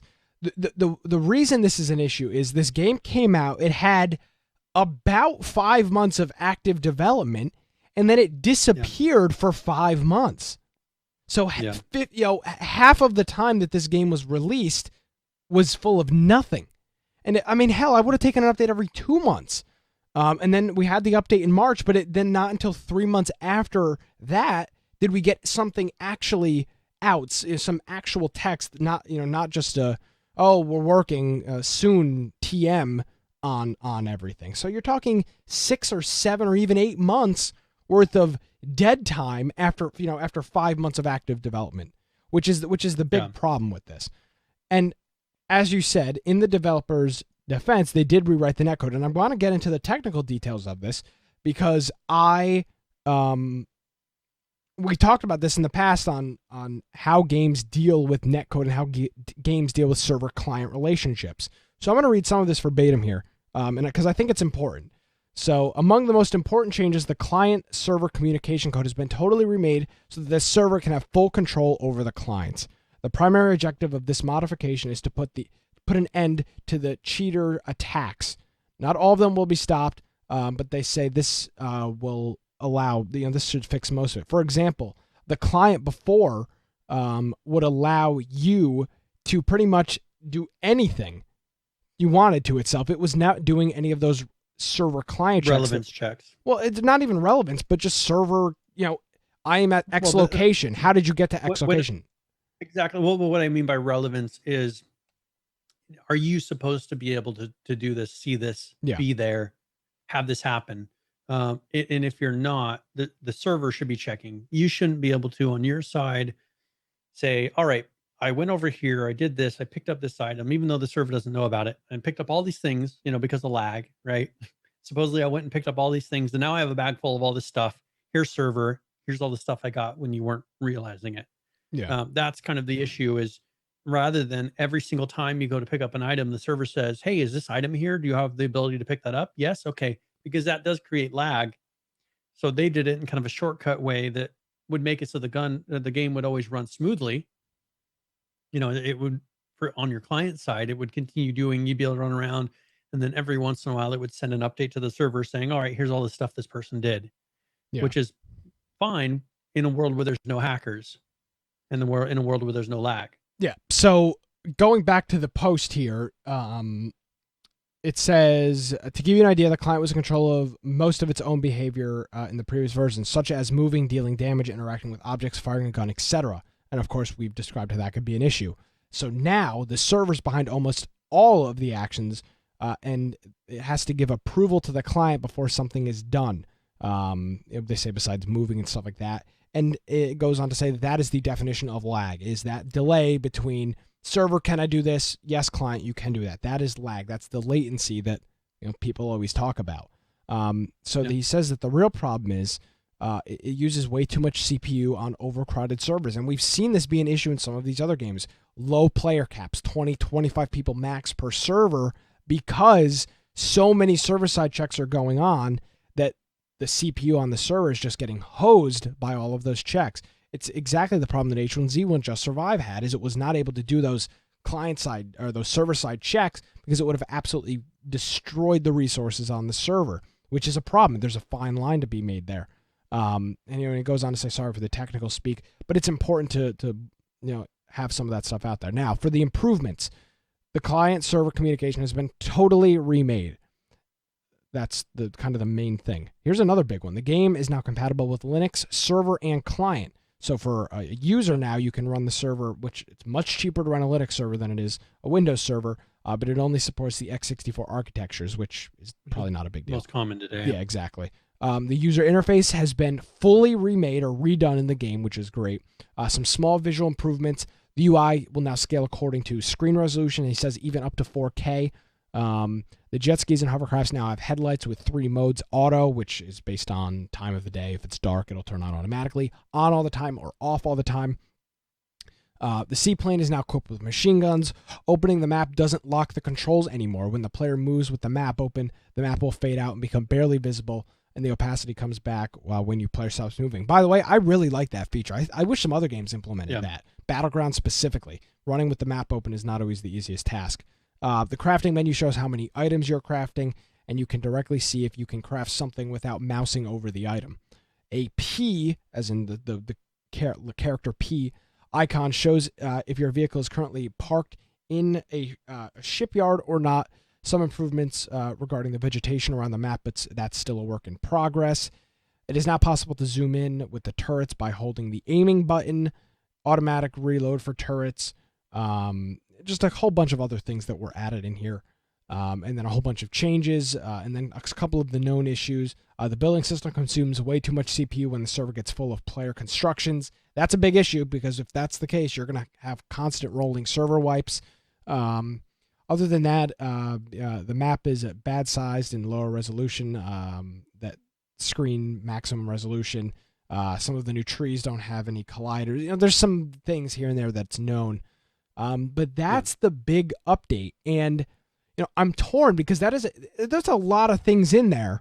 It's a great update. Okay. So it's a great update, and it would have been fine if through this process, if he would, again, when he finished some of the UI stuff, he put out a post saying, hey, I've redone the UI progress. I've been working on the net code. Here's some of the things that we've improved, progress. If they would have posted through this process of getting to here, just some of the updates, rather than having one update saying, hey, look at all the stuff I've been doing over the past however many months. If they would have just sent out a message, I know English is not their first language, And I think that They're French, I hesitate. believe. Yes, and I think they hesitate at kind of having very much of a public face. But in this kind of a market, you need to have somebody who's going to be the kind of the face or the mouthpiece of your company. And so I think that they need people that are willing to say, hey, here's the cool things that are happening this week. Here's the cool thing that have happened this month, and have it be consistent, because then people will at least have faith to know. And like us, you're sitting here saying, well, that game is done. Like it's dropped off. It's dead. It's never coming back. When secretly behind the scenes, he's sitting there doing some very complicated things. Like rewriting the whole netcode is a very complicated process. And I think a lot of people don't appreciate the scale and the difficulty of doing that.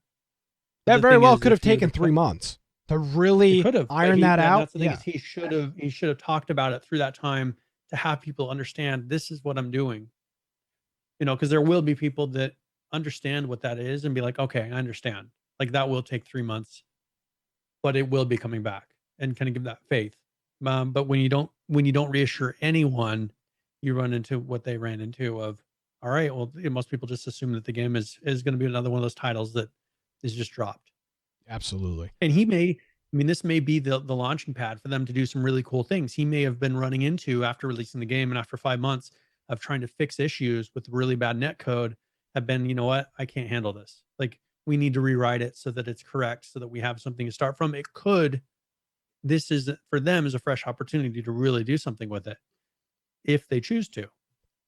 Yeah. But if they keep going for months, not saying anything, that's one thing that if you look at 7 Days to Die, what they have going for them, Joel puts out updates every single week as far as, here's stuff I'm working on. Like, he talks about it, even though it takes them months and months and months to put out a patch. He talks about it every single week. Yeah. And so people know that it's coming, and they don't say, oh, it's never going to come. They don't drop right off the game. Even though there's nothing being released to the public, he is talking about it, and that's what they need. Yeah. So. It's okay. So going along with, there's 2 other updates that I want to talk about in a second here. Another part of that I forgot to introduce is that the game is now 40% off for the next, if you're watching this live, for the next 30 hours and 29 minutes. So about the next day or so. And with that, Brian, I pose the question to you.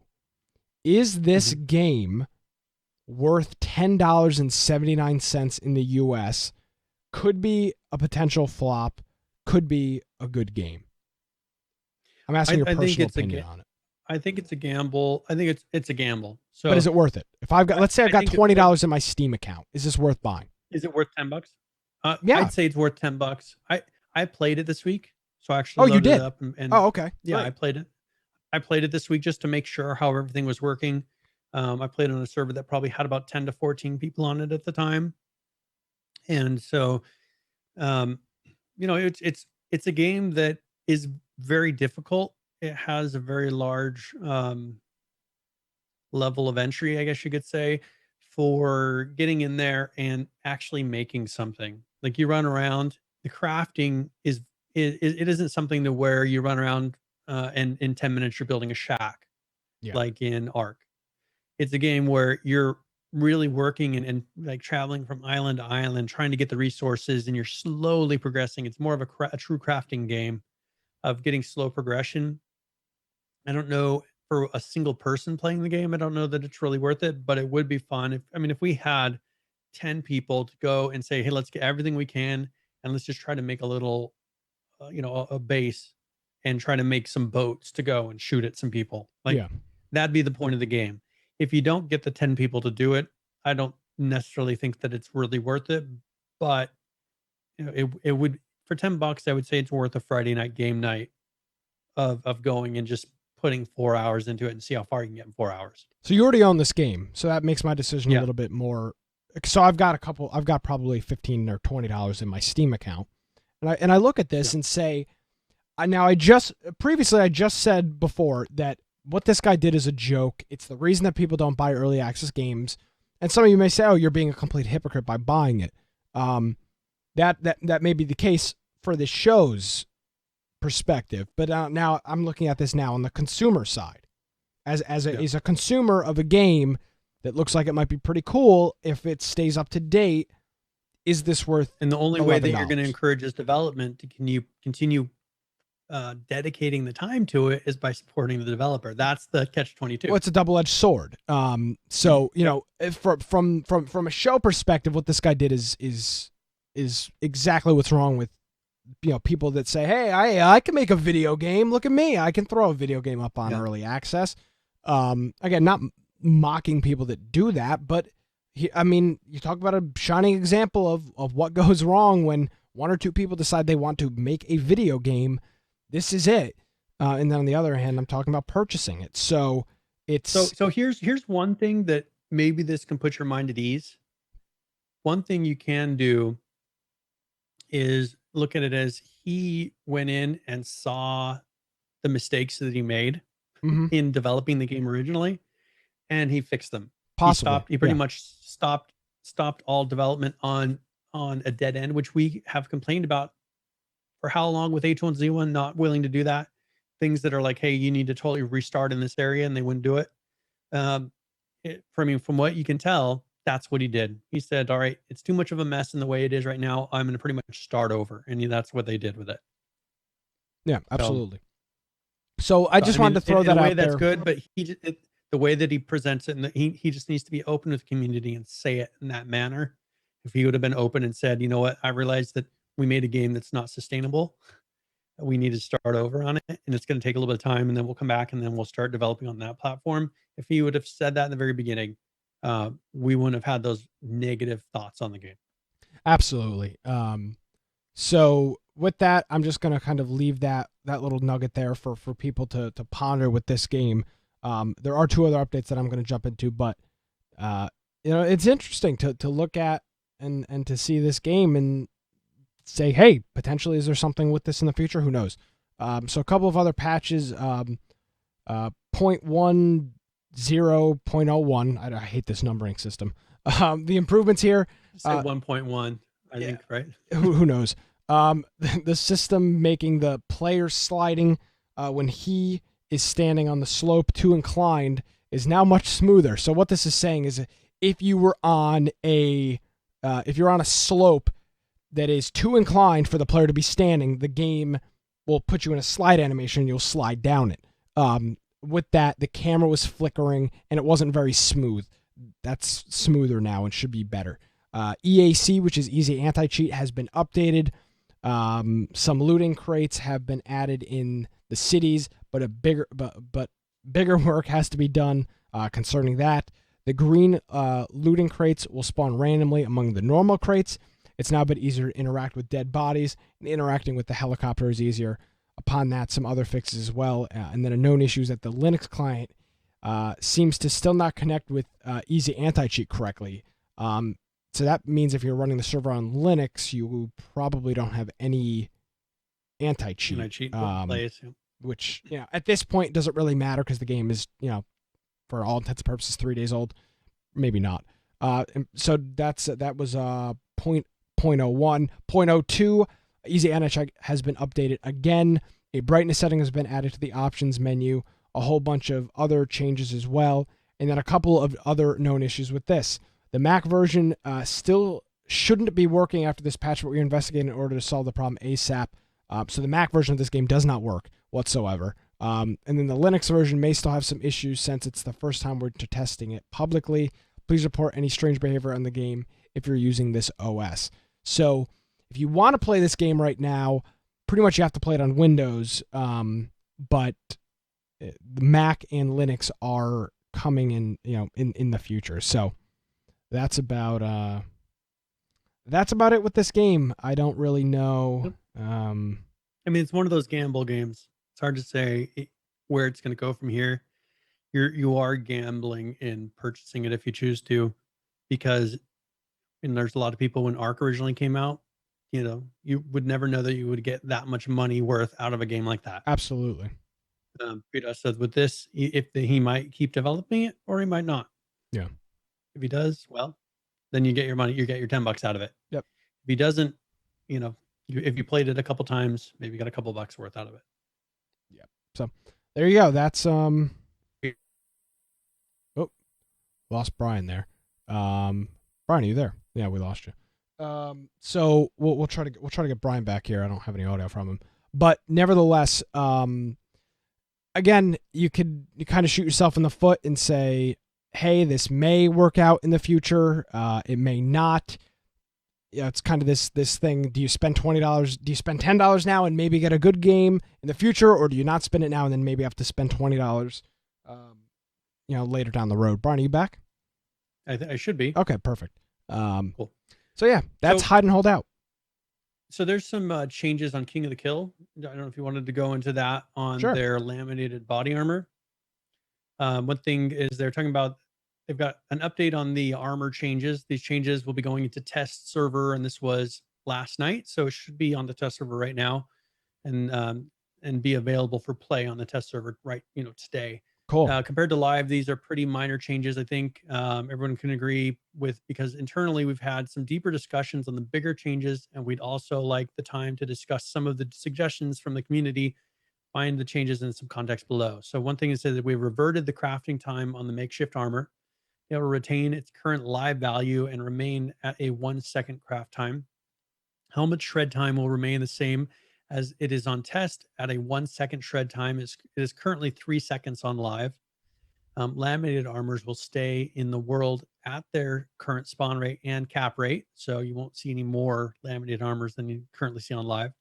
We'll be discussing some changes coming in the next major update, and they said ETA coming soon, which I don't even know why you say that.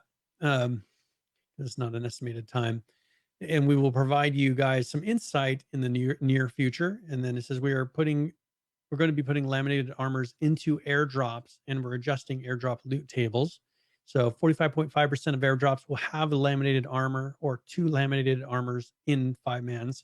And then 47.5% of airdrops will have a hunting rifle, and 5% of airdrops will have both a hunting rifle and laminated body armor. So that's 2 laminated armors in 5-mans. So that's pretty much the changes that they've made on the test server compared to what is on live at the moment. So they will be eventually rolling this out. So this is mainly just a test for balance, kind of still going to more of that arcadey style of what King of the Kill has become, because King of the Kill is pretty much an arcadey shooter now, and getting all of your shred times and everything down to 1 second, which is pretty much no time.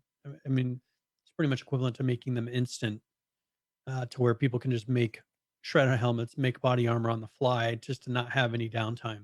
So it'll be interesting to see. And I don't remember there being very many hunting rifles, so I think that's more hunting rifles than before, because it seemed like you'd run into more crates that had AR ammo and a rifle, and then shotguns sometimes. So I think that is up from previously. And then they had a tournament which is in Atlanta. That I think this is for $100,000, and it's July 21st through the 23rd. So it's DreamHack Atlanta, and so they will be doing that. They have a solo event, and then they have a team event that you can do. So they're both on the same day. They have a number of players that are invited, and it's a lot of the more, I think the players that they're having come in are more the actual competitive players, not so much the Twitch players. And it's probably because the ones for, that's for TwitchCon, is that when they were doing one of the tournaments. So that's probably why you're getting more of that. So, but yeah, they seem to be bringing in some more true competition, like Pineapples, Inboxes. A lot of those guys are going to be in this tournament. So should be interesting. Doing more and more tournaments. I think this is I think this is probably a pretty cheap event for them to pull off, because like they do with TwitchCon, they're piggybacking on DreamHack, which is already happening. There's already a bunch of people in Atlanta for DreamHack. So of course I think it makes it a little bit easier for these events to happen. And then also, I mean, they've done a tournament down in Australia. Like, they've been doing tournaments, just doing some more of these tournaments kind of spread out at these different events. I mean, it's a way to get their name out there. as you said, they're piggybacking onto whatever conference is happening and saying, hey, well, I mean, they've already got they've got deals worked out to be able to have all these computers and Absolutely. they've got to figure it out. So they're just kind of spreading the formula, I guess. Yeah, and it appears to be working out for them. Say what you want about them, these games are these tournaments are popular. Yeah, they're clearly popular. You can't say anything. You can't say that they're not, because they are. Yep. So there you go. Yep. And so if people are watching them and they're making the money, I mean, it goes, they're trying to make it a competitive shooter. So more power to them. So that's pretty Absolutely. much it for H1Z1, King of the Kill news. Now they did have the Z3 screenshots that they put out, kind of showing some of the new map. So there's one on there that shows this is the dam, and so this is the dam where it's actually broken. So this would be on the side that you usually be drawing, because you see all that power equipment, and then there would have been a lake that was higher up on the far side where you see the broken area. And so this is one of the new points of interest on the, what is this, Z3 map? Yes, this is Z3. So now I've got something interesting to note here, Brian. So looking at this screenshot, and it may look different on the live stream. All of the other screenshots we've seen for Z3, I've been pretty impressed with. This is the first one that I am not impressed with whatsoever. This screenshot looks awful. The anti-aliasing on those power lines looks just as crappy as it does right now. Well, it's the same engine. Well, and I think that their other screenshots were more polished. This I looks think terrible. Do you have this pulled up on your screen? Yes. Do you see how awful those power lines look? I mean, they're just it's like the worst possible anti-aliasing. It looks terrible. I mean, that's the thing. This is the engine. I mean, it's this engine that does it this way. I don't think they're going to be able to get around that on the current engine. I mean, they are stuck to having this. And maybe that's why they were doing night shots to where it wasn't so noticeable before. And the same thing with this. I mean, you look at this, and again, people can't claim that, oh, you hate this game completely. I was very impressed with the other screenshots. Looking at this power plant, why is there a whole bunch of papers laying on the floor? What I mean, it just doesn't make any sense. Well, because did somebody get fired and throw everything out of their desk on the floor right there? I mean, that's the thing. That's what they have. They have probably a couple of sets of things that they say, this is trash, to kind of fill the world, spread these around, rather than saying, hey, we have a power plant. What would you expect to be here? Can someone make trash prop that would match this kind of an area around a dam and a power plant? It's just like, it's just awful. And PH brings up a good point. He says, look at the top of the container right here. The side labeling is exactly the same as it is on the top. It's the same. Yeah, they just flipped it. Same skin. I thought all the other screenshots looked really cool. The problem, and I think this is an issue with the engine, Brian. If we look at this is considered a substation, power wise. This thing looks too cluttered because of the way that the engine displays all of these bars next to each other right here. This just looks really bad. It's too much, too close, and it just looks terrible, like it does in the game right now. Yeah, and I don't think they can't improve it on the current engine. I mean, if you look at DirectX 9, this is DirectX 9 games. There's a very limited amount. That's the beauty of new technology, is they're able to do anti-aliasing and all these different effects to be able to make things like this look good, to make it to where a power line going, when you have a little detail like that, it's really hard to kind of fade it into there and make it look natural. Well, in the new engines, they can. On a DirectX 9 engine, it doesn't have the technology in it to be able to handle these things in a very smooth and nice looking fashion. So, I mean, if going into Z3, people are expecting it to be, something like one of these great new games, to where everything looks beautiful, it's not going to happen. It's just not. It's not there. Yeah. It's a lot of the same assets. I mean, they are reworking. They made a new map, but they're still working with a lot of the original assets. I mean, this is a lot of the original Z1 and Z2 assets that are sitting around. Absolutely. So that's And I don't know. I mean, I don't. I mean, they want to populate the map. That's their goal, and that's what they did. I mean, if you look at from Z1 to Z2, their big goal was to just make a bunch of things to populate the map with. Well, and that's pretty much what they're doing here. They're not taking each area and really thinking it out because they don't have the time to. Yeah. Honestly, or the money. I mean, they're not. They maybe have the time. They're not taking the time, and they're not putting the money into it to do it. I mean, you could look at something like Grand Theft Auto, where they have almost unlimited resources, and look what they're able to do with the whole map. Yeah. Everything is different. Everything is beautiful, but that's 1,000+ people just focusing, and each person's probably taking one area, and like they're just doing it to the fullest ability. These guys, I mean, it's probably like 20 guys. Couldn't tell you. Maybe I don't even know how many anymore. Couldn't tell you. Probably like 20 guys making this. So I was really impressed with resources. some of those other screenshots. Now, again, maps are only, a map is great. Having a great map is cool and all, but it's the gameplay that matters. So if the new base building system is really as kick-ass and as modular as we've been told, okay, then I think I can overlook, Brian, some of these issues on the map. But the problem we have is if it's a subpar base building system, even though better than the current one, if it's still subpar to standards of a game like Ark, for example, if they can't match that and the maps, for the most part, still the other one, what do you do? Yeah, you're gonna have a tough time, and they've got a lot of competition now, and it'd probably be pretty easy for another game if they can come in, and because Battlegrounds is not a survival game. Like, these guys still don't have that competition in the genre of people who want a game like this. For King of the Kill, like, competition has come in and they're really having to fight for it. With this, I mean, I don't think the game has come out yet that's really competing against this exact genre, but I wouldn't be surprised if one does. So pretty soon. And then what are they going to do? Like, what are they going to do after that? I think they're trying to, seeing what happened with Battlegrounds. I think that's why they're making these big pushes.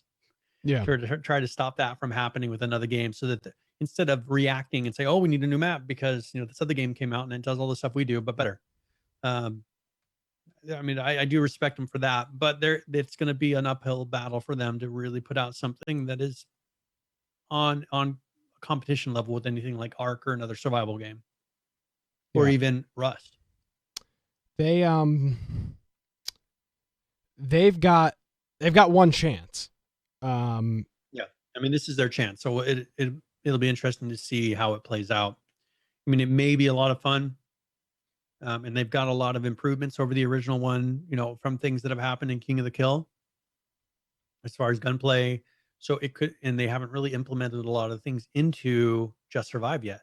So I'm assuming that they're going to implement a lot of the positive things from King of the Kill into this new release of Just Survive. So absolutely. So that is the state right now. They've got a chance to really come out and make a real kick-ass game, and really revitalize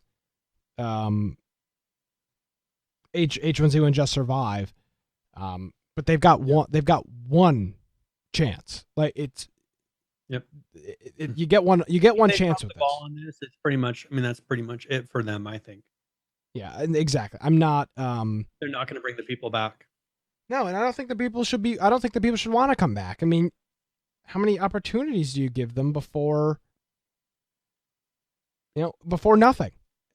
This is your chance. So here we go. That's it. And all of the other screenshots have looked great. I've been super upbeat about it. But this one is, I mean, you could tell me this was in the current map and I would say, oh yeah, it is, because it looks exactly like the current stuff in the map. So that's kind of a downer on that regard. They need to make the game so fun that you ignore, and actually talking to Matt about this, they need to make the game so fun that you kind of don't notice all the You overlook other them. things in it. Yeah, everything is overlooked. It doesn't have to be a beautiful game if it's so fun and the gameplay is so good. But if the gameplay isn't good, that's when you sit around and you start noticing all those little things, and then they start Absolutely. bothering you, and then you're like, I'm gonna go play something else. Yep, 100%.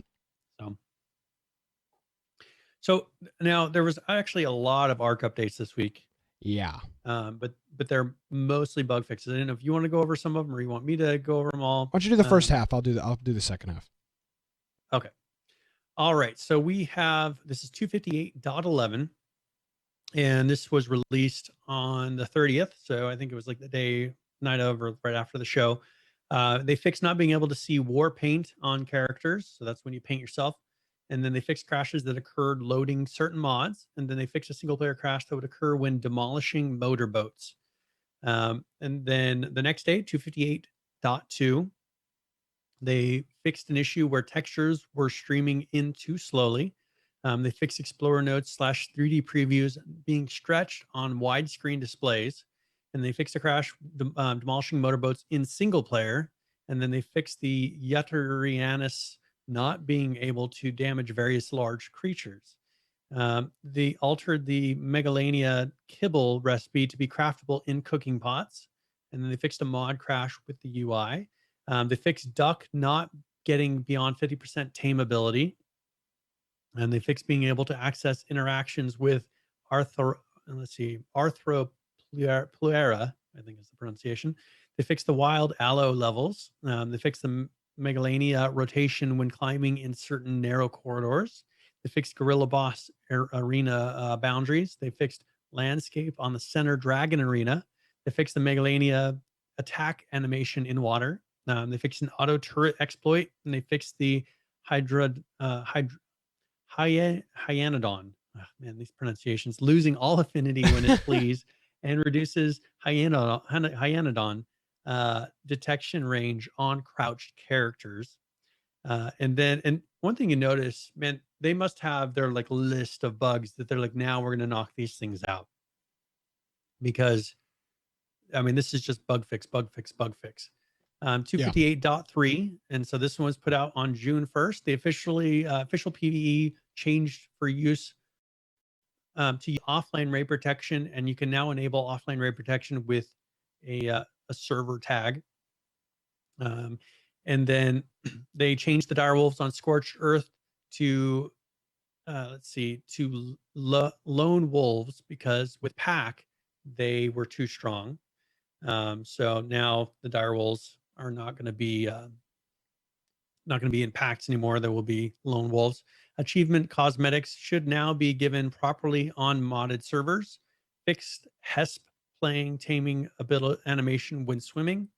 They disabled the tribe transfer ownership button for non-tribe owners for tribe non-owners, and they saved the per session the show online tribe members view mode in the tribe manager. So, and then 258.35, and this one, let's see, this was put out June 2nd. They fixed offline raid protection in PvE mode to allow accessing unlocked item containers, pin locking, and not drowning tames. And then on 258.4, and then I don't know if you want to take the ones after this. Yep. This was on June 2nd. They updated the pause and option menus. They fixed ATV wheel physics from flipping out randomly, which drives pretty nice now. This is the ATV. This is something that they added in a long time ago. So it's pretty much a motorized vehicle. They then removed it from the game, so you couldn't even spawn it in as an admin or anything like that. And so they added it back in now, so you should be able to spawn an ATV and be able to drive around the map. They fixed a crash with mods. They fixed particle systems not appearing at large world coordinates. And then mode alpha leads more common on the island and made them give 5 blubber items rather than just 1. Also made alpha megalodon slightly more common. Yeah. That's 258.4. And I'll pick it up here at 258.41. Fixed custom recipe colors not appearing on icons and added the ARC anniversary cake slice items on server. This is for the ARC 2-year anniversary. That's 258.41. 258.42. Fixed an issue where Lio buff wasn't giving items on various supply crates, and then fixed collision on the Gorilla and Dragon arenas that are in the game now. So collision issues with those potentially. 258.44. Shocking darts can now only be crafted specifically with trank darts, not other shocking darts. So you can't use a shocking dart to create another shocking dart. You have to use a trank dart to create a shocking dart, which makes sense. Re-added the Give Default Survivor item checkbox to the options menu. Fertilized Microraptor eggs will not decompose on the ground anymore. More improvements with the ATV handling, and then fixed babies sometimes starving at low server update rates. So on specific, depending on if you had your settings maybe a little too low on the update rates, the babies would starve and you couldn't do anything about it. 258.45. Added the client option to hide floating player profile names. That's the Steam username you have. Fixed some boss arena collisions. Tribe UIs now properly alters tribe member settings when in show online tribe members view. Fixed an issue with pressing escape to close the options menu. That is. Alpha Tuss now drops some regular Tuss tentacles again. That's 258.45, and then 258.5, which brings us up. Actually, it doesn't bring us up to date. There's another one. 258.5, updated main menu. What's WIP stand for? Does that mean anything? Main menu WIP. Work in progress. Oh, yeah, that makes sense maybe. So they're updating the main menu, and that's a work in progress that I guess they're still working on. Fixed some boss area collisions again. Improved spider projectile aiming, and then concluded the 2-year anniversary event, that is. Do you have 258.6 open? Here it is. 250. So this was just released. This is 258.6. This included in this is a new Primitive Plus update. This requires a server update for Primitive Plus compatibility. Also inside of this updated host settings menu, you can now set most server settings through this UI. And you can also set what Ingrams are available. So this allows you to control some more stuff from the server side. Updated various sounds. Again, we've talked about this 1,000 times. When a game is updating sounds, they are at the end of the game. That is not something you update when you've got a whole bunch of other issues. So updated various sounds. Changed Spider to be able to attack and shoot webbing while moving. And also now the rider can aim the webbing. The rider of the Spider, that is. Rebalanced Brood Mother. This is a work in progress. This includes Broodmother. This includes AI improvements. She'll spawn minions more effectively. The spider webs from these minions are much more effective than they were previously. She'll be smarter at targeting people when they are out of range, and will shoot silk shots better, as well as reducing the reductions to her overall health and damage. This is the big spider they have, kind of the boss they have in the game. So Smarter AI. That's how you have to have smarter AI for these boss fights. I mean, we've all played a video game that has awful AI when it comes to boss fights or something like that, and it's just a joke. You just kind of hop around it and you win. So, yeah, that's Ark. That's the thing. That's something that they've really been. I mean, I think they're going on those polishing moments now with the game. I think that they're really hitting a point where it's like they've got to be really close to release. Oh, absolutely. I mean, I don't know. I mean, it's got to be a month. I mean, I can't see them going. I mean, this is a lot of fixes. Mm-hmm. At what pace can they do this number of fixes? I mean, this is 1 week worth of fixes. This is about 10 updates fixes. Or so. Yeah, it was like 10 updates in 1 week. Yeah, and they were. Look at that. Most of them were short. It's an incredible rate, though. Yeah, but that's most other companies. Like, this is at the most buggy stages. They're maybe doing this many. Absolutely. We're at a very polished state with this game, and it's pretty impressive. I've always been impressed with how they're able to put these out. Yeah. So now, as far as time, there was a lot of updates this week. Do you want to do one other game or one other topic, or do we just want to wrap it up? You have anything short? So, actually, I do have something kind of. Okay. So it's not even really a thing. I just want to mention it quickly before we wrap up the show. Survive the Nights, which we talked about last week. I don't think we mentioned that it's available to pre-order. I don't know if it even was available to pre-order last week, but if you go to their website, survivethenights.net, they are using the Humble Bundle store. You can buy this and you can pre-order this before it's available early access on Steam. So, and this is the game we showed last week. This kind of crazy open world survival game with the immense amount of detail on and house furnishings and stuff like that. So you can pre-order a single copy of this for $24.99. That'll get you a copy of it when they say you'll receive a Steam key, and backers will be playing first and helping us with the initial bugs, which of course is always, maybe not be the best selling point, but some people like that. Or you could buy the 4-pack of this, which seems to be a common thing with some of these early access games, for $74.99. So you pick your poison. So it takes $5 off a copy. Yeah, which isn't bad. $20 a copy if you or so if you want to do that. So that's that. So one thing I will just mention is that Conan Exiles did do their update 27. Okay. So you now have the ability to destroy the avatars, which are those giant. When someone can summon in an avatar or an avatar can come in, you now have the ability to kill them. So that is something that is a pretty big change for that. That's probably the biggest one. We will have show notes for this. You can see because they did, and they have a video kind of showing its avatar defense, drawbridges, elevators. There are a number of things that they add in this patch. And so what we can do is just, we'll have those in the show notes. That was put out about 5 days ago. Gotcha. So if you are following Conan Exiles, that is something new. Yes. All right, let's announce the game giveaway. I've got just like 3 games for current players, and then we can wrap it up. All right. So exclamation point giveaway, and then 30 points. So if anyone's been watching the whole show today, they should have enough points for that. Yep. And let me see. I don't have it. I accidentally closed it. Let me get it pulled up here really quick. I am going to be giving away a copy of let's see. Let's do Grim. I got Grim Fandango Remastered. Oh, cool. Pretty good.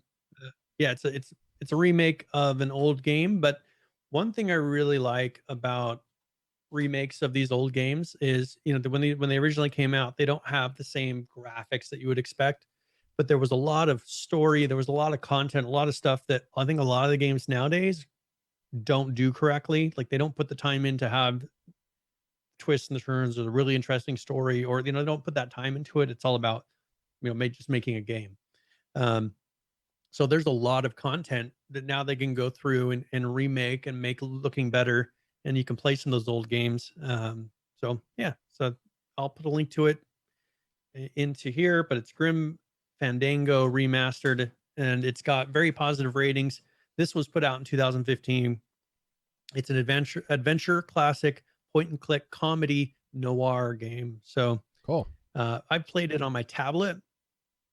This game, and it's got a really funny story. It's a great game. There's a lot of content. I mean, a lot of hours worth of play in this, and it doesn't require a super heavy duty machine to be able to play. So yes, cool. So we'll give that away. I see that here. Joe wants this game, so he better enter for it because it's on his wish list. There we go. We'll have this. We'll give this away in a couple of minutes here. I do have just a couple of games to mention for current players. Like I'm not even going to jump into the music. It's so quick.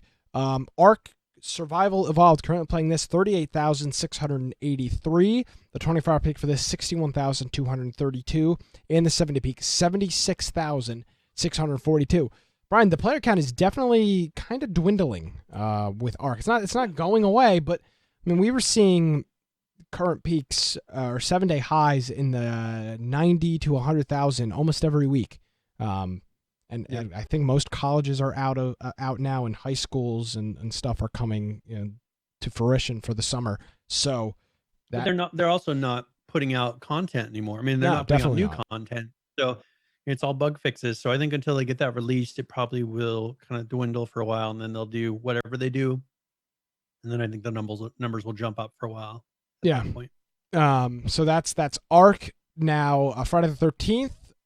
Not hot. Currently playing at 59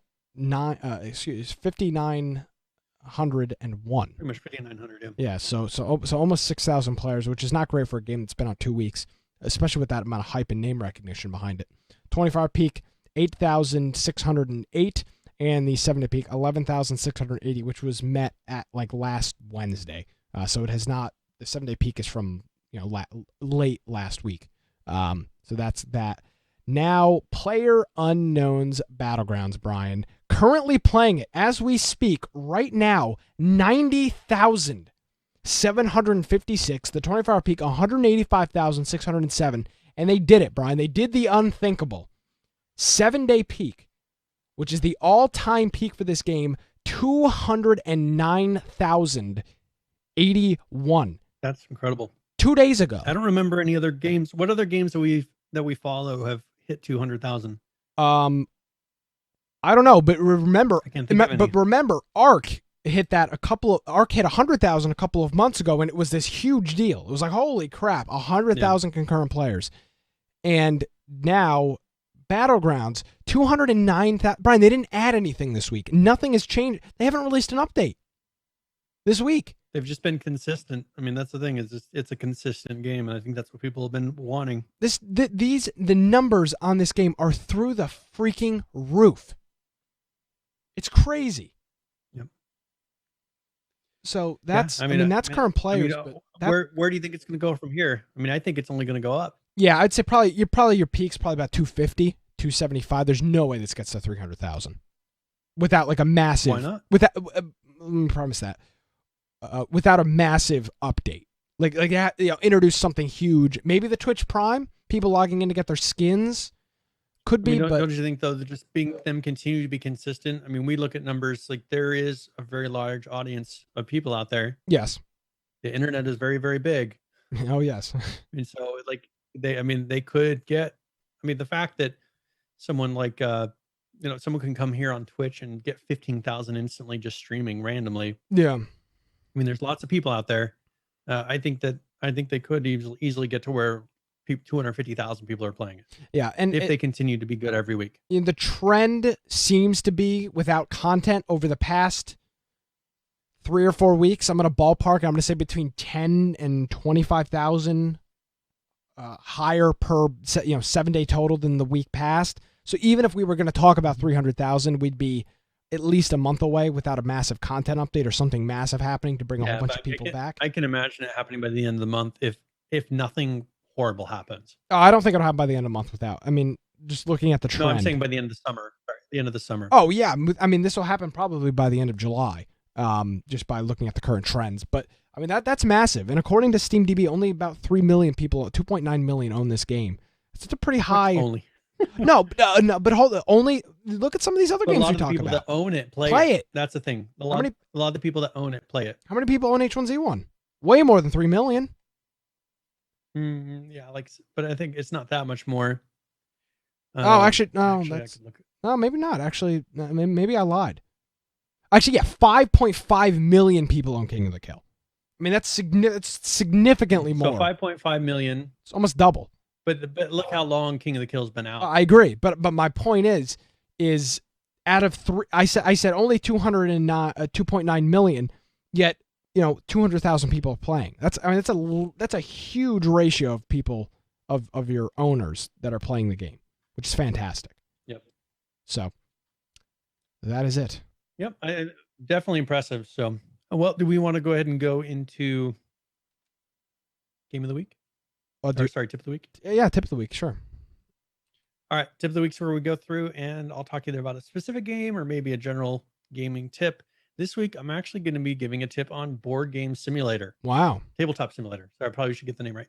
Yeah, probably. Because we've been playing it a lot, and I think that it doesn't always have to be about survival games. It's about whatever games we're playing. So it's a tip. So tip of the week.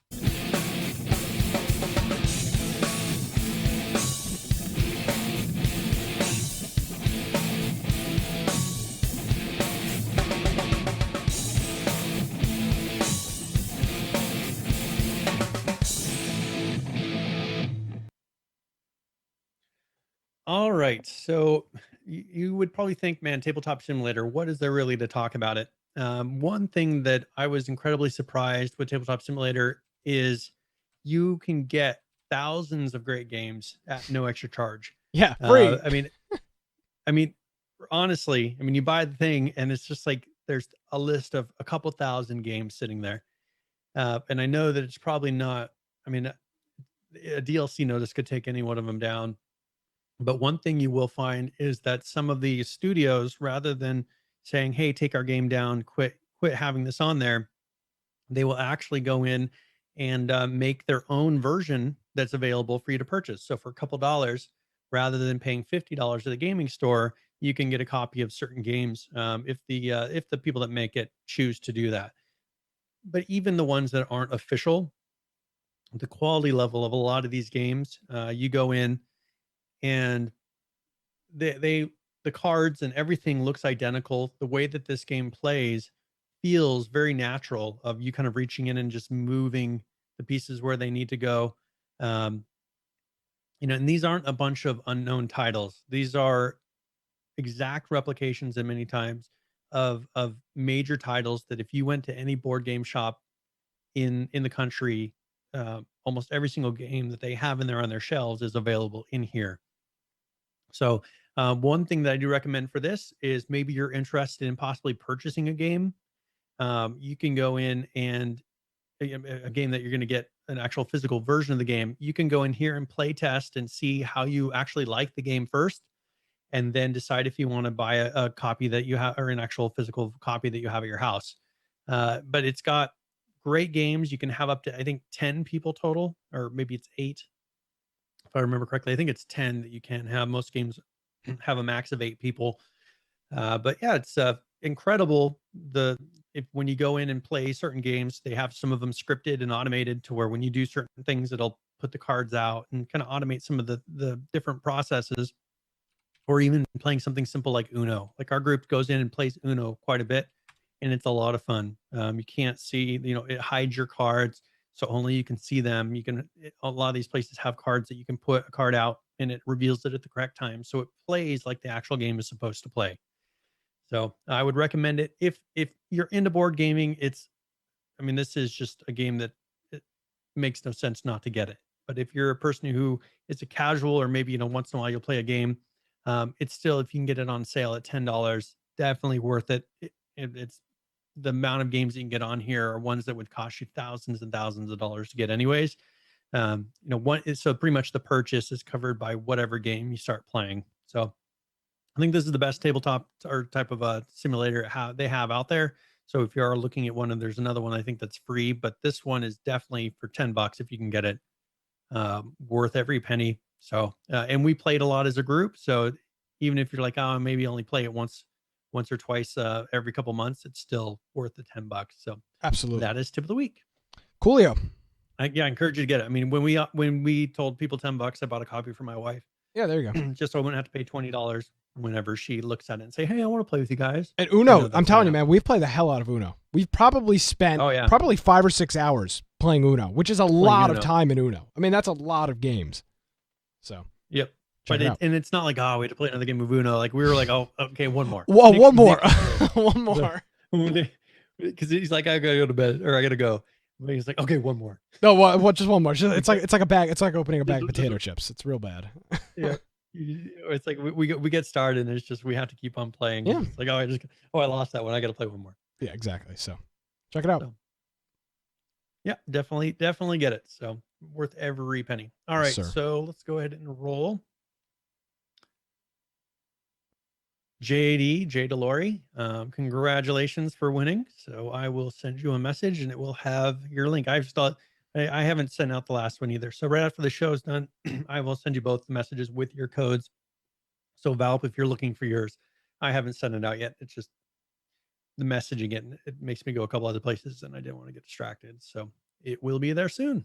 So congratulations. Yes, so very cool. Anything else that we missed? I mean, we didn't cover a lot of the things. No. They will all be in the show notes though. Mm-hmm. So if you want to read about the Black Death had an update, Unturned, Hurt World, Rust had an update. So all of those will have links. I was going to talk a little bit about the Islands of Nine, but I will talk about that next week because I've been playing that a bunch. Maybe I can get I did stream it live, so maybe I will get some copies. Yeah, I'll get some video that I can maybe play on the show next week, because they did lift the NDA. Cool. So I do have the ability to show some things off, and I wanted to show the lobby now that I can actually talk about it, because I did stream a little bit of that, how much fun it is to play in the lobby. Definitely. Yeah, I think that is it. If you want to find me at Boise Computer on Twitter, or then you're more than welcome to go check out my blog, biteoftech.com. Also, I encourage you, go follow us on, or subscribe to us on YouTube. Follow us on here on Twitch. Anywhere that you see where we're at, I would encourage you just to support the show. We did have, I think Firebomb actually got a shirt printed up. Oh yeah, our logo has a picture of us. It looks really cool. I'll ask him to take a picture once he gets that, and it has his name on the back and like a part of the clan. It's like a jersey. It looks really good. Yeah, so maybe and the price wasn't that bad, so maybe once people see what that looks like, maybe we can get some, people want to order some of those. Yeah, absolutely. A little bit of swag. Yes, sir. Yeah, that went very well. So and if anywhere that you can go support us, I encourage you to do it. If you're listening and you're not in our Discord, if you hear us talk about some of these games and you're like, hey, I'd like to play one of these games with you guys, I would encourage you, go click the Discord link on our website. It'll bring you in. Make sure you introduce yourself, and Nick will ask you, where did you hear about us? Absolutely. So have an answer to that question prepared beforehand, because that he will ask you. But yeah, I encourage you, if you're one of the people that are lurking out there, we love lurkers, but I encourage you, come on in. We have a lot of friendly people, and I mean that our community, I think you can agree, like we have a very close-knit community now. Yes. There's people that we know everything about their lives, even though that's not always great. You just, these people, and it's, you talk to them every single day. And so if you're looking for a community like that, of just people that have fun, talk on a daily basis, hang out, play games, whenever they feel like it. This is the kind of community for you. So I encourage you to get in Discord and send a message letting us know you're there. Yeah, you do need a bit of sense of sarcasm if you're going to be in our Discord. Yes, we do have a lot of sarcasm. A lot of sarcasm. Real bad with the sarcasm. So, so if you have thin skin, you may want to just, it's an excellent way to desensitize yourself. Yeah. I mean, we're all about having fun. We'll have political debates. We'll have tech debate. I was, complaining about Apple's stupid WWDC, where they released absolutely nothing and said how VESA mounts on a computer is somehow some revolutionary 2017 technology. The being able to mount it on something. So it's great. Now that is one thing on Discord. People give their honest opinions, or whatever. I mean, one thing is when you do something like this, it is a little bit of a polished. You just don't say random things all the time. I say anything. We do actually sometimes. But that's, that is one thing that on our Discord is, if you have a differing opinion, you're more than welcome to say it. You don't have to agree with any of us, and it's kind of a place where we have fun, just teasing each other. And as you said, you might not want to be super thin skinned when you're in there, and realize that a lot of times people are joking. Yes, definitely. So where can people find you online? I think that's all the self promotion. I think, didn't I already say that? At Boise Computer on Twitter. You said at the beginning. Or I swear I did. And Bite of Tech is my website. And as I said, go to our website. So that is it. Yes, cool stuff. You can follow us on Twitter at InfectionCast. Subscribe to us on YouTube. You get the latest information on that and our Steam group and all that other stuff.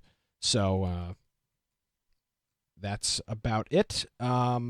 Saturday night we are playing Secret Hitler on board Tabletop Simulator. Friday night we're playing Robocraft 9 p.m. Eastern. The other game will happen somewhere between 5 and 7 Eastern on Saturday night. So hopefully you can join us for that. You can follow me on Twitter at Nicholas M. Craig. Check out our website, infectionpodcast.com. If you missed the show, you can tune in live every Tuesday, 7 p.m. Eastern, right here on our Twitch channel, twitch.tv/infectionpodcast. Have a great week, everyone. We'll see you next time.